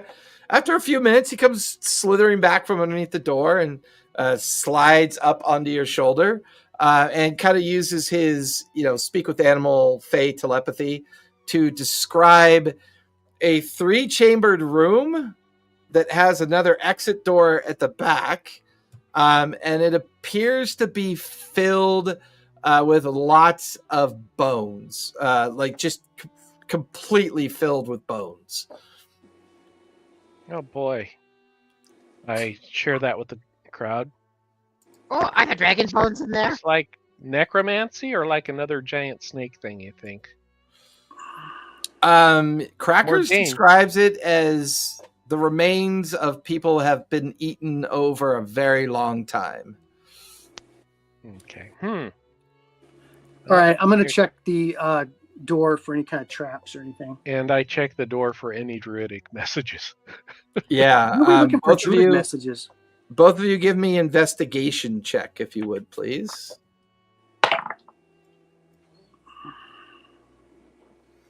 17. Oh yeah, I never have anything on my investigation. I got a 14.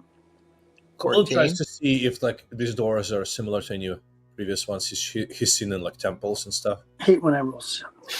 I mean, they're old Not the oak, worst thing. like they're old wooden doors that have heavy like metal Metal. strapping on them to kind of keep them together, to keep the planks together.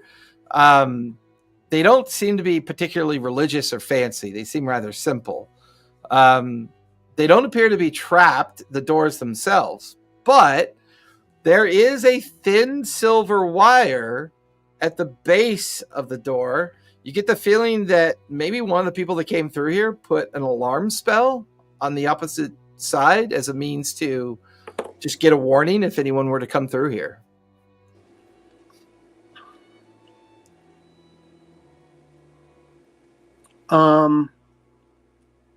Opening the door doesn't look like it's going to trigger the alarm spell. It would be triggered if you were to walk through it, step into the silver thread. So it could be easily just stepped over. All right, I'll. Kunlun runs at a speed and like tries to kick the door open. As the four just have to open the door, I'm there's a blur. Yeah, there's a blur as Kunlun just flat foots the door, and the whole door just explodes in because it wasn't locked. It was barely closed. Kunlun, give me a dex save to see how much you overdo it. Try to avoid, causing yourself damage. 9. As he flat foots the door and the doors burst inside, the force of his momentum keeps him going into the next chamber. And as he goes into the next chamber, his foot and legs slam into a column, like a stone column in the middle of the chamber. And you just hear it buckle underneath as he takes like 5 points of bludgeoning damage from overshooting the door with his zealous kind of like breaking in the door. And then as he lands on the ground is actually bones and skulls and rib cages.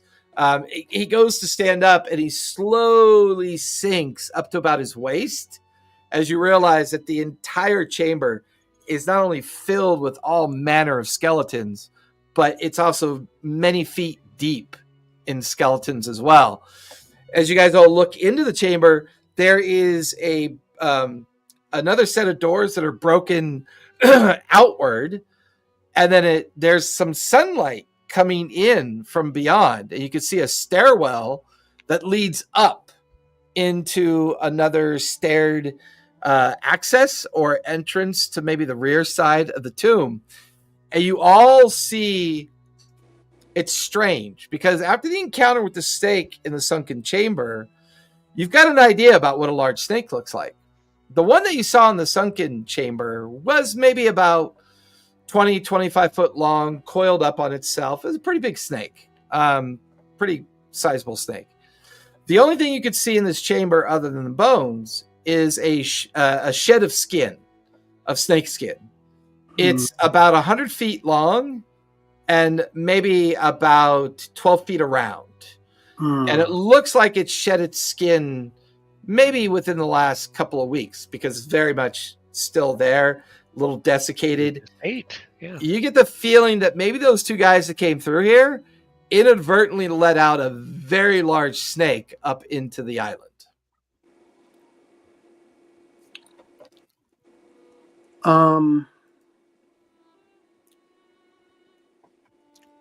Wait, is that the same snake?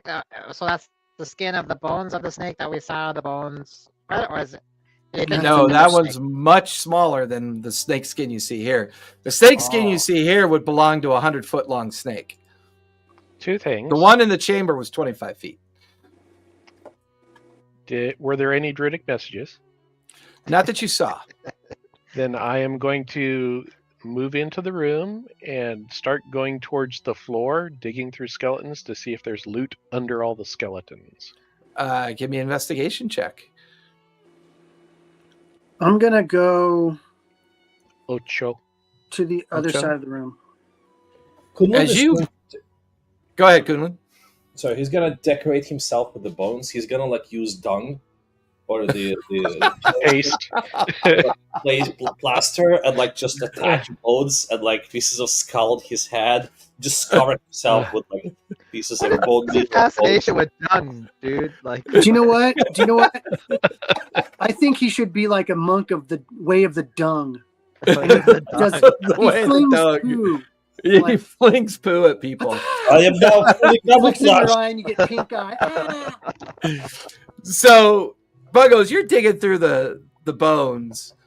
Zephora is heading through the chamber and through the other double doors on the other side of the chamber. Once you get on the other side of the chamber, Zephora, you see a kind of like 8-foot wide snake trail, Mhm. kind of heading up the chamber stairs. And as you look up the chamber stairs, you could see a like 20-foot around broken area of stone and jungle that are like that have fallen in to that upper area. Mhm. You could clearly see where the snake has made its way up, and then it looks like it made its way out and broke through the surface to get out into the jungle. This thing is 20 What do feet I think? around. What do you? Okay. Why didn't it do that before? I'm gonna look around to see. It says containment chamber. Was there shackles? Do I see any kind of like magic No, runes or But as give me a perception check as you start looking around. finally something decent? Let me look. I got perception extra stuff.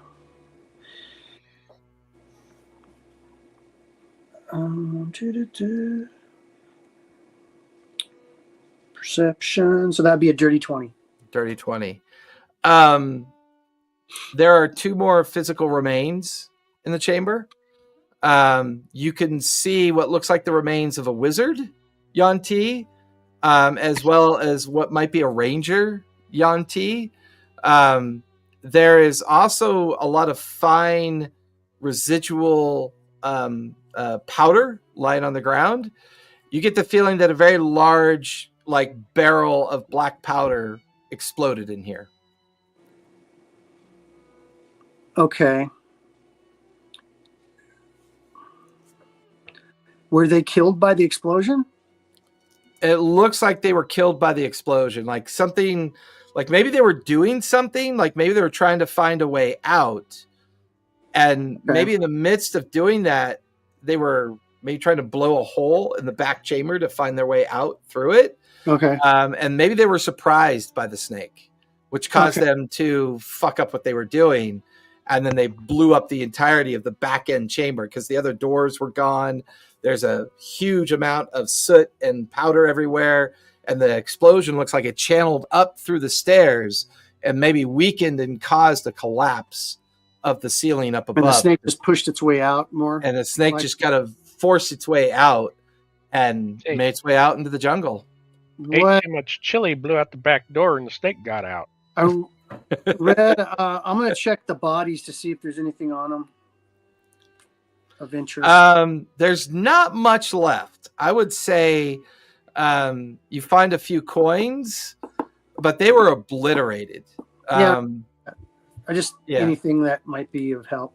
Yeah, with that same perception check, I mean, you find 8 gold coins, 2 silver coins. I will say you do find the remains of a spell book as well. Like a tattered one. Yeah, it's tattered, but still, usable. Okay. Mordan will use it.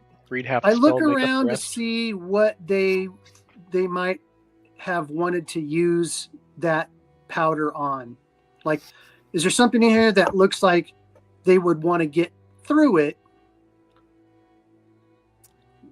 As you hear Bungo rustling through the bones, You get a feeling that maybe they were going to either use it in the chamber where their bones were, or they were going to initially blow up the wall that their bodies are kind of resting against. Okay. Because on that wall, there is a lot of religious iconography of Zahir. And it's like, it's like a Yanti priest wearing a mask of Zahir that's in various stages of giving a religious speech or, doing religious activities or doing cultural activities. You get the feeling that they thought this wall maybe was intended to hide another chamber beyond the wall.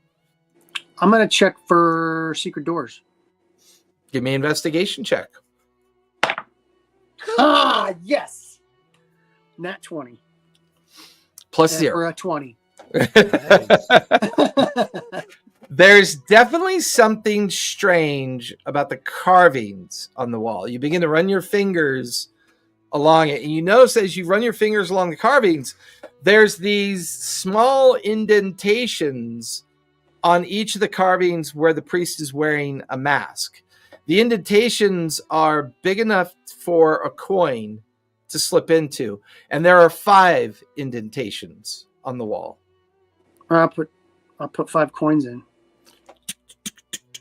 You drop the coins in.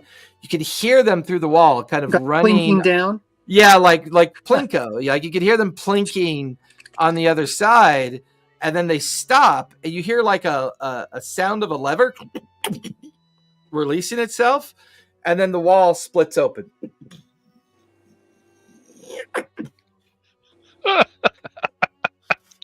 Nice. What's inside? Death.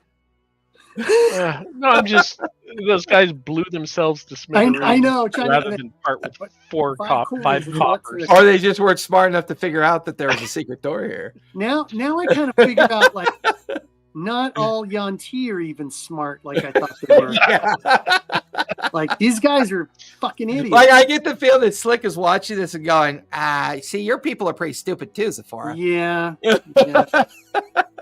I'm getting that. I was going to. Meanwhile, Kunlun is standing One there. of them was a wizard. I think they all deserve to die.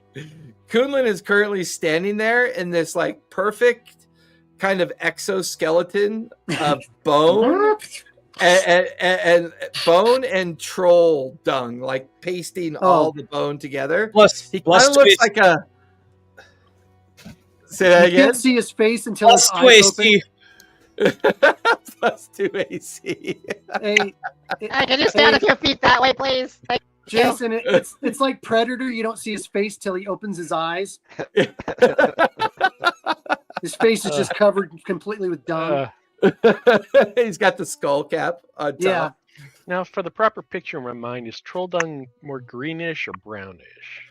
It's more greenish with a bit of. Well, it's more like a Ben and Jerry ice cream that's like baby blended poop. with different. Yeah, it's got blended colors with it. It's that super sticky poop like babies have. It's marbled. It just peanuts, gets everywhere corn. and sticks. Well, now we're just doing this for Slick's benefit, so that's not fair.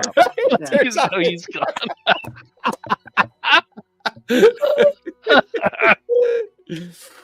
So as all of you are kind of like standing there looking at what Zephora discovered and the chamber doors slide open, there beyond the chamber door, it's a small room, maybe about 50 square feet. It's kind of semi-rounded chamber, and in the middle is a statue of Zahir, pretty well represented statue of Zahir. And the statue is currently in like a pose where both of its arms are out in front of it, like it's expecting something to be given to it. Like how is it? Like Fungus this? head pops out of the bones. No, its arms are out, like it's expecting something kind of large or medium size to be placed Or on its arms. staff-like. No, its hands are flat. I grab one of the more intact bodies that were blown up, and I place it in its arms. It kind of sets in its arms, but after a few minutes of watching nothing happen, the desiccated remains just slowly slip off of its arms and onto the ground. Nah, throw it off. Zafar, what Is there about, what? what about that skin? The skin. Place it like a cloak over the a snake on snake. I don't know. Snake on snake. What? Slick, you're culturally inappropriate. Okay, so I am a worshiper of Zahir. Mm-hmm. What normally would you put on the statue? Well, the statue. Well, you give me a religion check with advantage because you're familiar with it. How far apart are the arms? Like egg width? I would say about maybe 6 Golden inches egg apart. I'm losing my religion. I got a 14. 14 is still pretty good. You've seen statues like this before. They're usually holding a book. Oh, the prayer book. Hand me the prayer book. I'll go back and get it. Oh, you left it? Yeah, I don't think anybody took it out of the box. No. Not Because remember, Baby Brute touched the lock. Oh, I Like, thought he you tried- set it off and then you grabbed it. Okay. No, he tried to unlatch the lock of the spell book, Right. and then he disapparated, just turned to dust. Don't try to open it. Just bring it. I'll bring it in the box. Yeah, you lift up the box and you waddle down the hallway and set the box down in the chamber. There you go. Yeah, I'm not going to touch the lock mechanism, but I'll take it out and I'll place it in its hand. You pick the book up and it's pretty hefty, and you set it in the arms and hands, and you watch as the fingers animate, the arms animate, and it crisscrosses and pulls the book up into its chest. You then watch as the statue pivots a 180 and then kind of like flower petals open, like the statue just kind of folds open. And as it folds open, a pedestal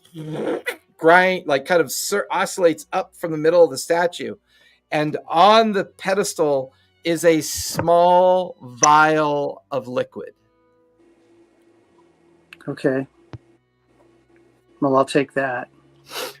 No, wait. Here. Put this on it. I think it weighs about the same.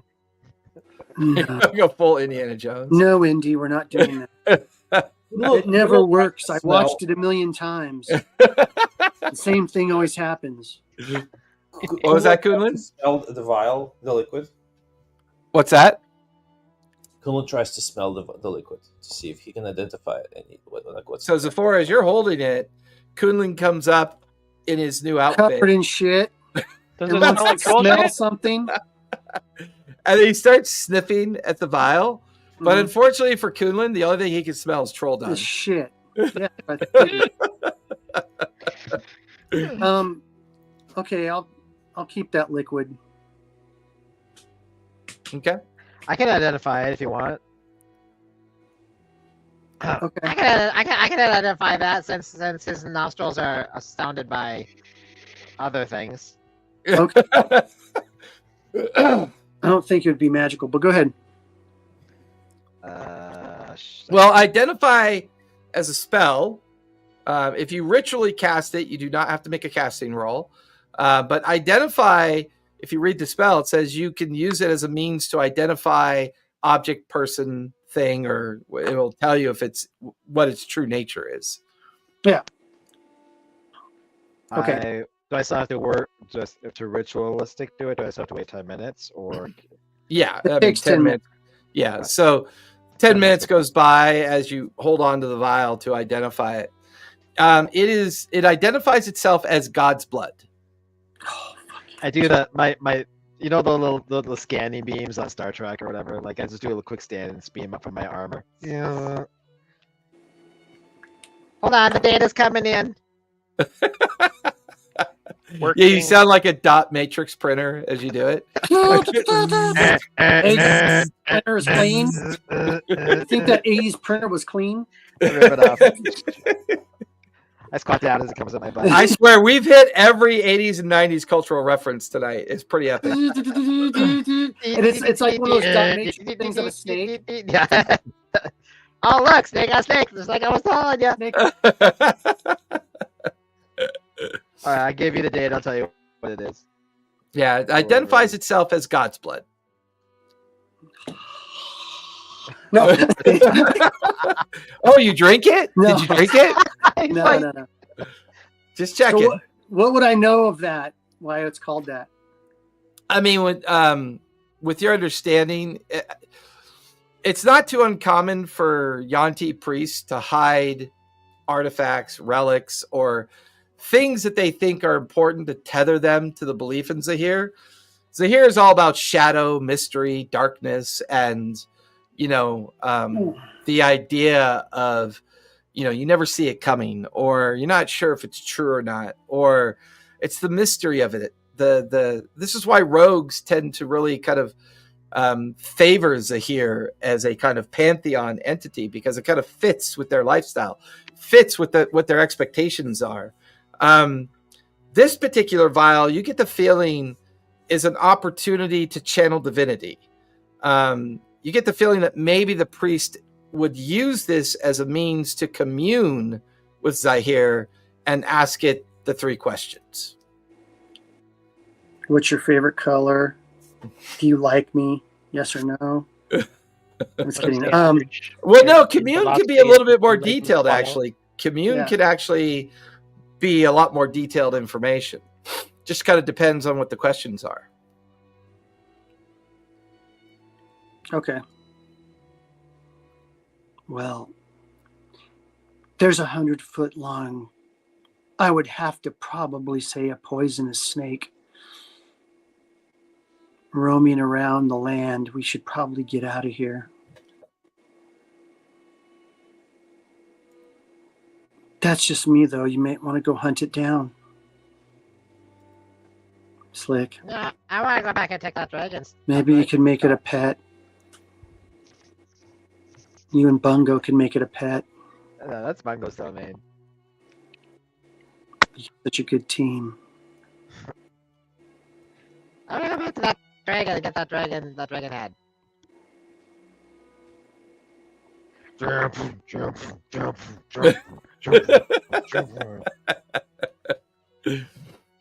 I'm gonna go out that hole and see what's up there. Yeah, as you pull yourself out, there's a swath through the jungle where you see a 100-foot snake just went. You can just see, you can just see an obvious trail heading deeper into the mountains and jungles off in the distance. Where's it headed? Captain. General direction, back the way we came. No, it's heading more of a northeasterly direction towards the opposite end of the island. Yeah, towards Captain. No, that's southwest. That would be southwest. And it's headed south, straight south? No, it's heading northeast. Northeast, okay. So away from where you guys currently are, but opposite direction of the beach. Okay. That's good.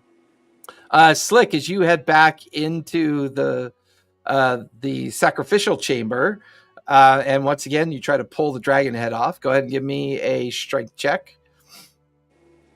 And we'll say Mordane's coming with you to help as well. So he'll give you. And Kunlun will help. So I'll lower the DC as the 3 of you try to pry the dragon skeleton off the altar. 13. I will say that's just enough to do it. And you feel the connection between the vessel and the dragon skull kind of break away and come off the center vessel. And parts of the dragon skull kind of crack and fracture, but still kind of holds together. It's a pretty large dragon head, but not as large as they can get. You get the feeling this probably came off of a very young dragon or an elder wormling. Maybe a dragon that was only maybe about 100 years old. Very small dragon from comparative size, although big to you. The dragon's skull is about 6 feet in size. Nah, I can make ham hock broth with this. All right. He starts heading back towards where Would look cool on the prow of the ship. Well, or we can pretty cool. sell it. I gotta try and extract any magical components from it first, and then I'm gonna use the rest of it for broth. And then he's turned as he's holding this big, thing in front of him, and he's gonna head back to the cage or the sacrifice. No, the room we were just in. I'm going to The containment chamber. Containment chamber. Okay. The breached So, container. so are we leaving? Is the breach in the ceiling or in the Hey, wall? Jason, Yeah. I'm going to find a nice little spot in the jungle. Okay. I'm going to sit crisscross applesauce. I'm going to take that mummified head out and put it in my lap. And I'm going to drink the vial. Finally, some chaos. All right. Here's a little bit of my own chaos. Give me a Constitution save, if you would, please. Okay. Where's my cons? Oh, no. My subscription expired? No. How dare you? No, so here we go. Con. Okay. 15, 16, 17, 18. Nice. As you feel the ice cold liquid like drain down into your throat, and it's got this, it almost makes you gag and throw up. It's not a pleasant taste. It's not a pleasant experience. Been there before. Yeah. You Jägermeister. Jägermeister, yeah, no shit. You just sit there. The world around you suddenly gets very bright and luminescent. You watch as this massive, like, snakehead just like appears in front of you, like almost like a cobra style snakehead with like multiple eyes. It's got these strange flanged arms coming off of it, and blades in each of the hands of the arms. And it's just kind of staring at you with a kind of patience.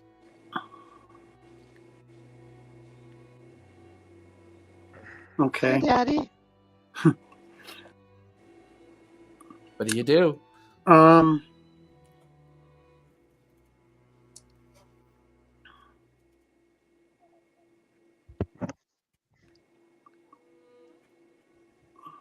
Let's see, what would he call that? Probably one of his children.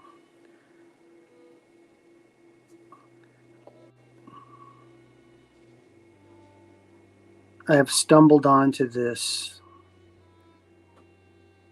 The priest is long dead, and your child has left its nursery.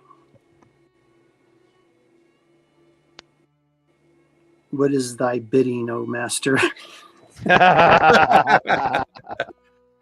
Do you wish to become a priest of Zahir? Fuck, man. Triple classed? Are you sure, my master? Do you wish to become a child of Zahir? Yes. You watch as all the eyes kind of flare, the kind of deep green energy. You feel kind of like these scales begin to form on your collarbone. You feel the scales start to crawl up your neck and along your jawline. You feel your eyes elongate. You feel your tongue split at its tip. You feel this kind of raspy energy in your throat as it constricts you. You look at your hands as scales begin to appear on the surface of your skin. While you don't transform into like a traditional Yanti, you take on the texture of snakeskin. And you quickly pull out your blade to see your eyes are now like these yellow and green slits with these very like kind of like tiny blackened pupils in your eyes. And then you just feel like this creature continues to stare at you.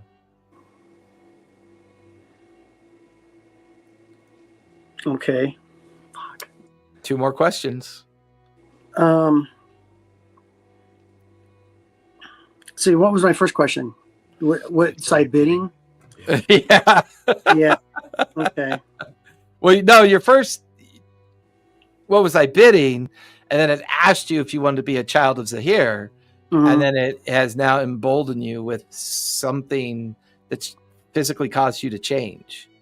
Hashtag warlock. Okay. Hashtag warlock.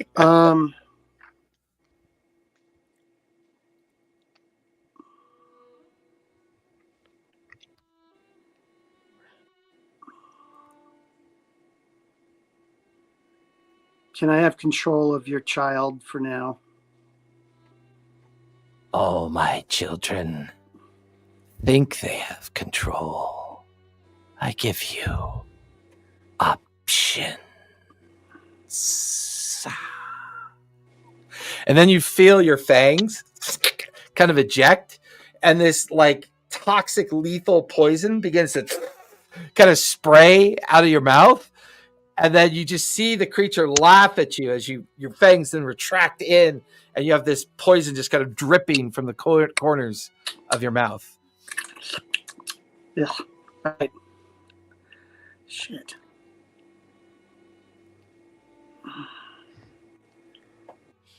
One more question. Fuck. Hey, you drank it, baby. I know.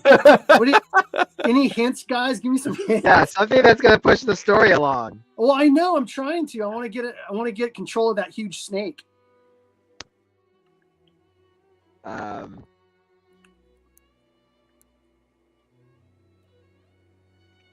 Allow me to control That's a the snake that left here. That's a command, not a question. What is the secret to eternal life? How do I become the No, most he ain't never powerful- telling me that, man. Come on. This is here. What How is the may I- ultimate? How may I serve you to your? What is to the the best of ultimate my number? ability? What is the 47. good and evil? 42. What? That's 47. What's the main treasure we're looking for on the first or on the first? Oh, do I have to go back to my notes? I'm getting campaigns screwed up. I'm thinking of Storm Isle or Storm. Yeah, you're thinking of the one that you wrapped up. No, That's a different one. that's a That was different your one. Wednesday one. Yeah. Yeah, we're not looking for a main. We're looking for the bishop. Where are the something. 3 shadows now? Oh, wait a minute. That's the Oh, wrong. wait, no. What are the god artifacts left on the world called? There's like something The instruments or Burgesses, the No. Vestiges. Look. messages. Dude, we're not doing some kind of overarching campaign. This is pirate shit. I mean, so far the painting that you found at Wayland, The bishop. or the painting that you found back at the town that was on the coastal region that was raided by by your captain Sable. Right. You guys found the painting, and on the back of the painting was the map of the island that you're currently on. So you found the island of knowledge already. Mhm. Now, you did find another map on the physical remains in the sunken chamber that was a separate map. Now you've found the another map in the journal from this journey. But currently, I mean, at this point, you guys are explorers. You know, Sable has been wanting to find the bishop that you found, and that has led to this current island that you're on. And the current island that you're on, Captain Sable has gone off to those other ruins along the coast that were up further north of the beach. But you found the map of the Merkmill Archipelago that was in the sunken chamber. But the island of knowledge that you're currently on, you get the feeling that Captain Sable has, gone off to look at those ruins that were nearby. So either ask something about the bishop or ask something about if you want to control the snake. Ask something about how can I gain the power? Yeah, to Captain control- Sable is currently at the Keep of Illusions. He's gone to take part of the crew. Oh, yeah. He left some of the Keep of crew at the Illusions. camp, sent you guys to go and investigate the Eastern Mountains, and now he's over at the Keep of Illusions trying to find something there. So Sephora ask something about completing this isle, or So I can only ask questions, right? I can't ask it to do something, right? well, you can Correct. ask like how can I control the snake, or how can I gain the power to control the master serpent, right? What Like is the you can- secret of X? Right. What is I don't think I'm gonna. or can you give me the power to control? I'm only 3rd level. I have to think about 3rd level.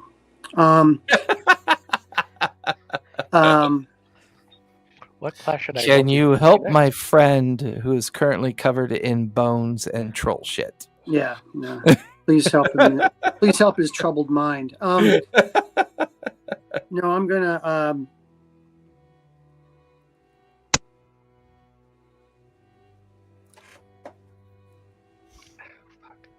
You can tell that Ivar has been playing at my tables for a while now. He's like thinking of every outcome of every like question. He is. How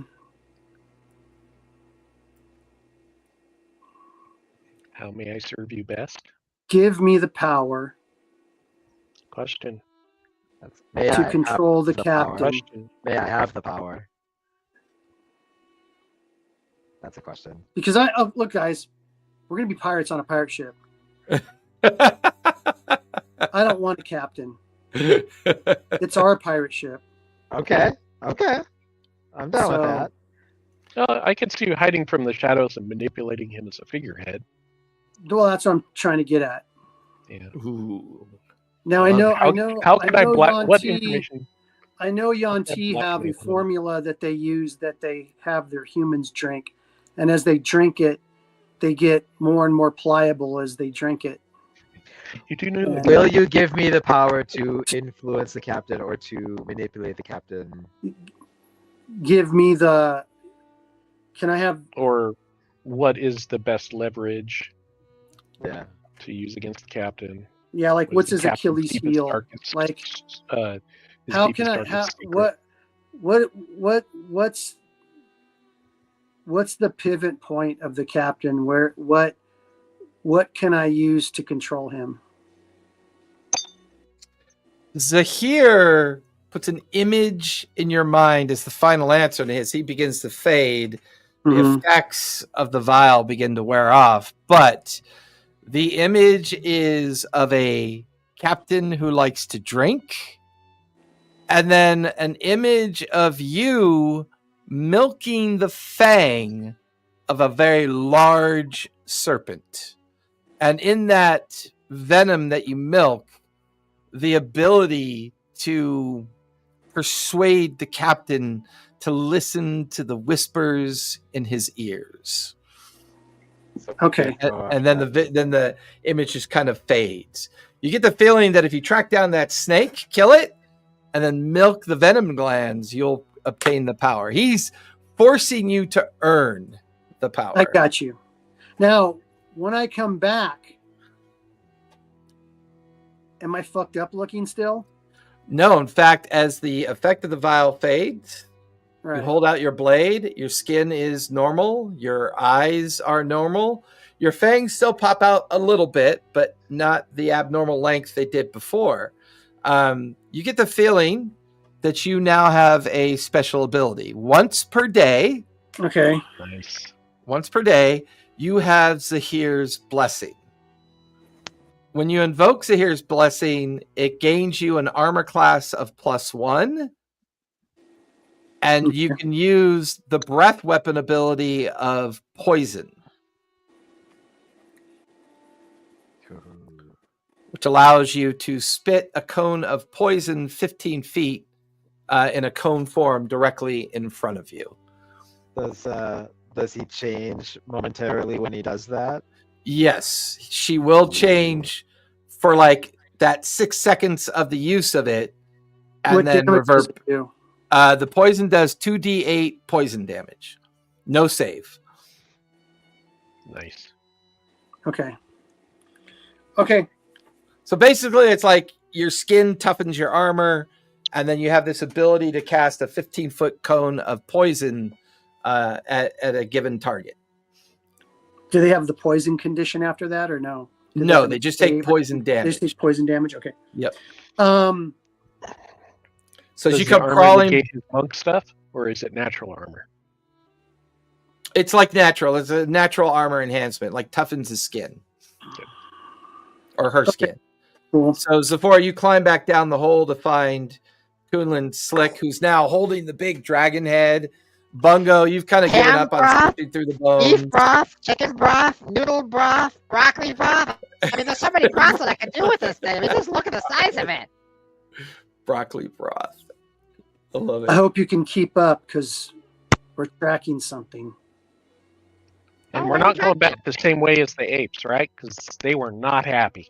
No, we're going Yes, that they way. told And I us point don't to go like a back. massive hole in the jungle where like it looks like a snake has punched its way through the jungle foliage and Is that where the smashed captain down all is? the bushes and everything. You want to go after that thing? Oh, well, imagine what would happen to the villagers if we didn't help.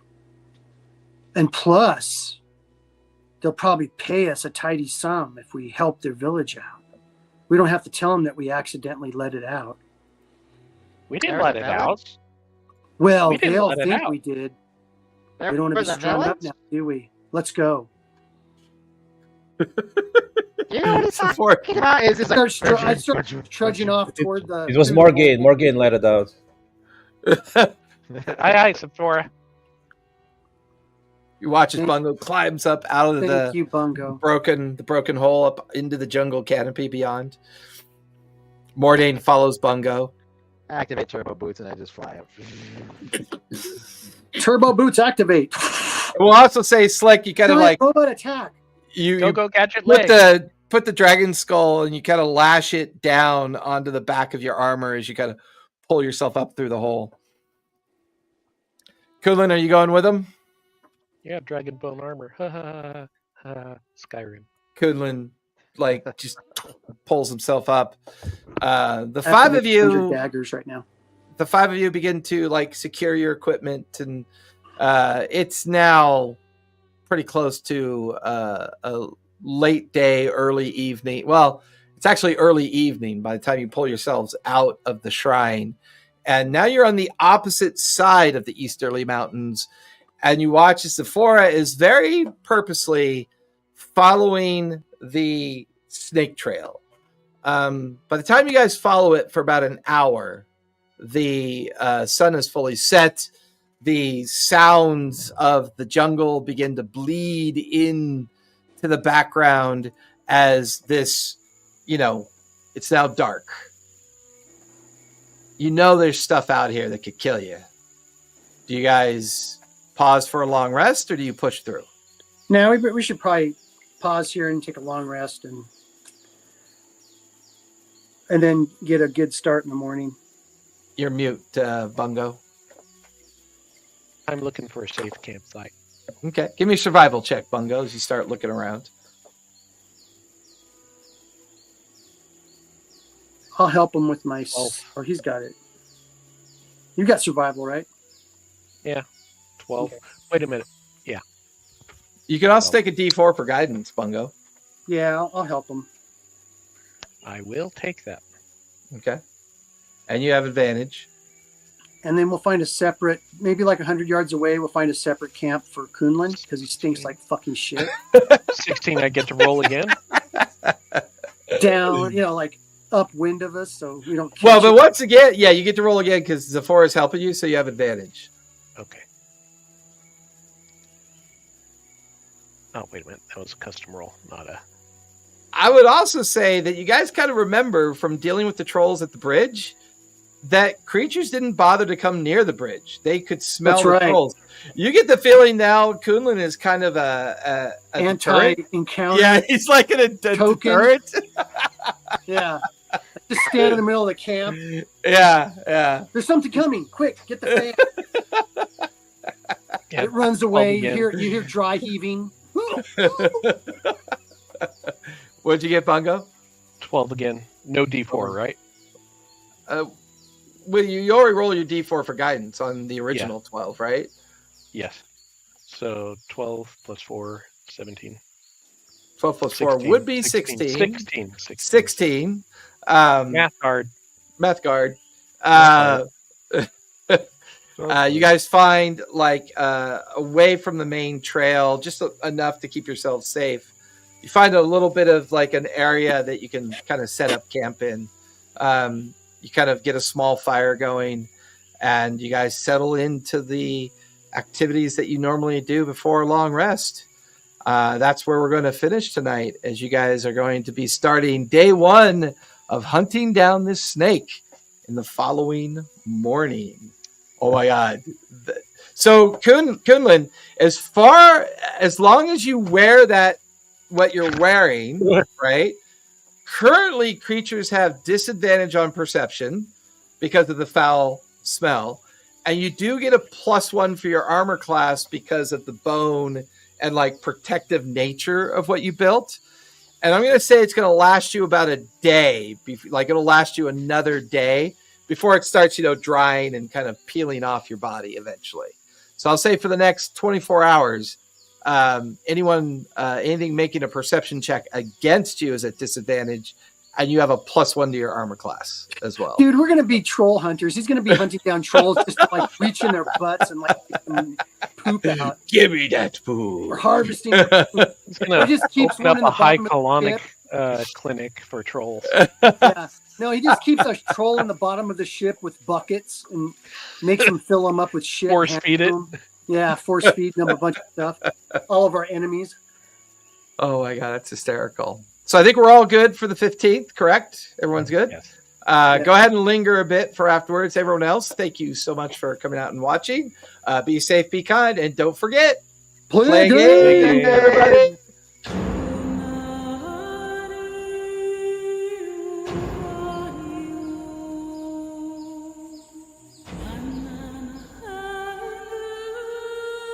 Thank you.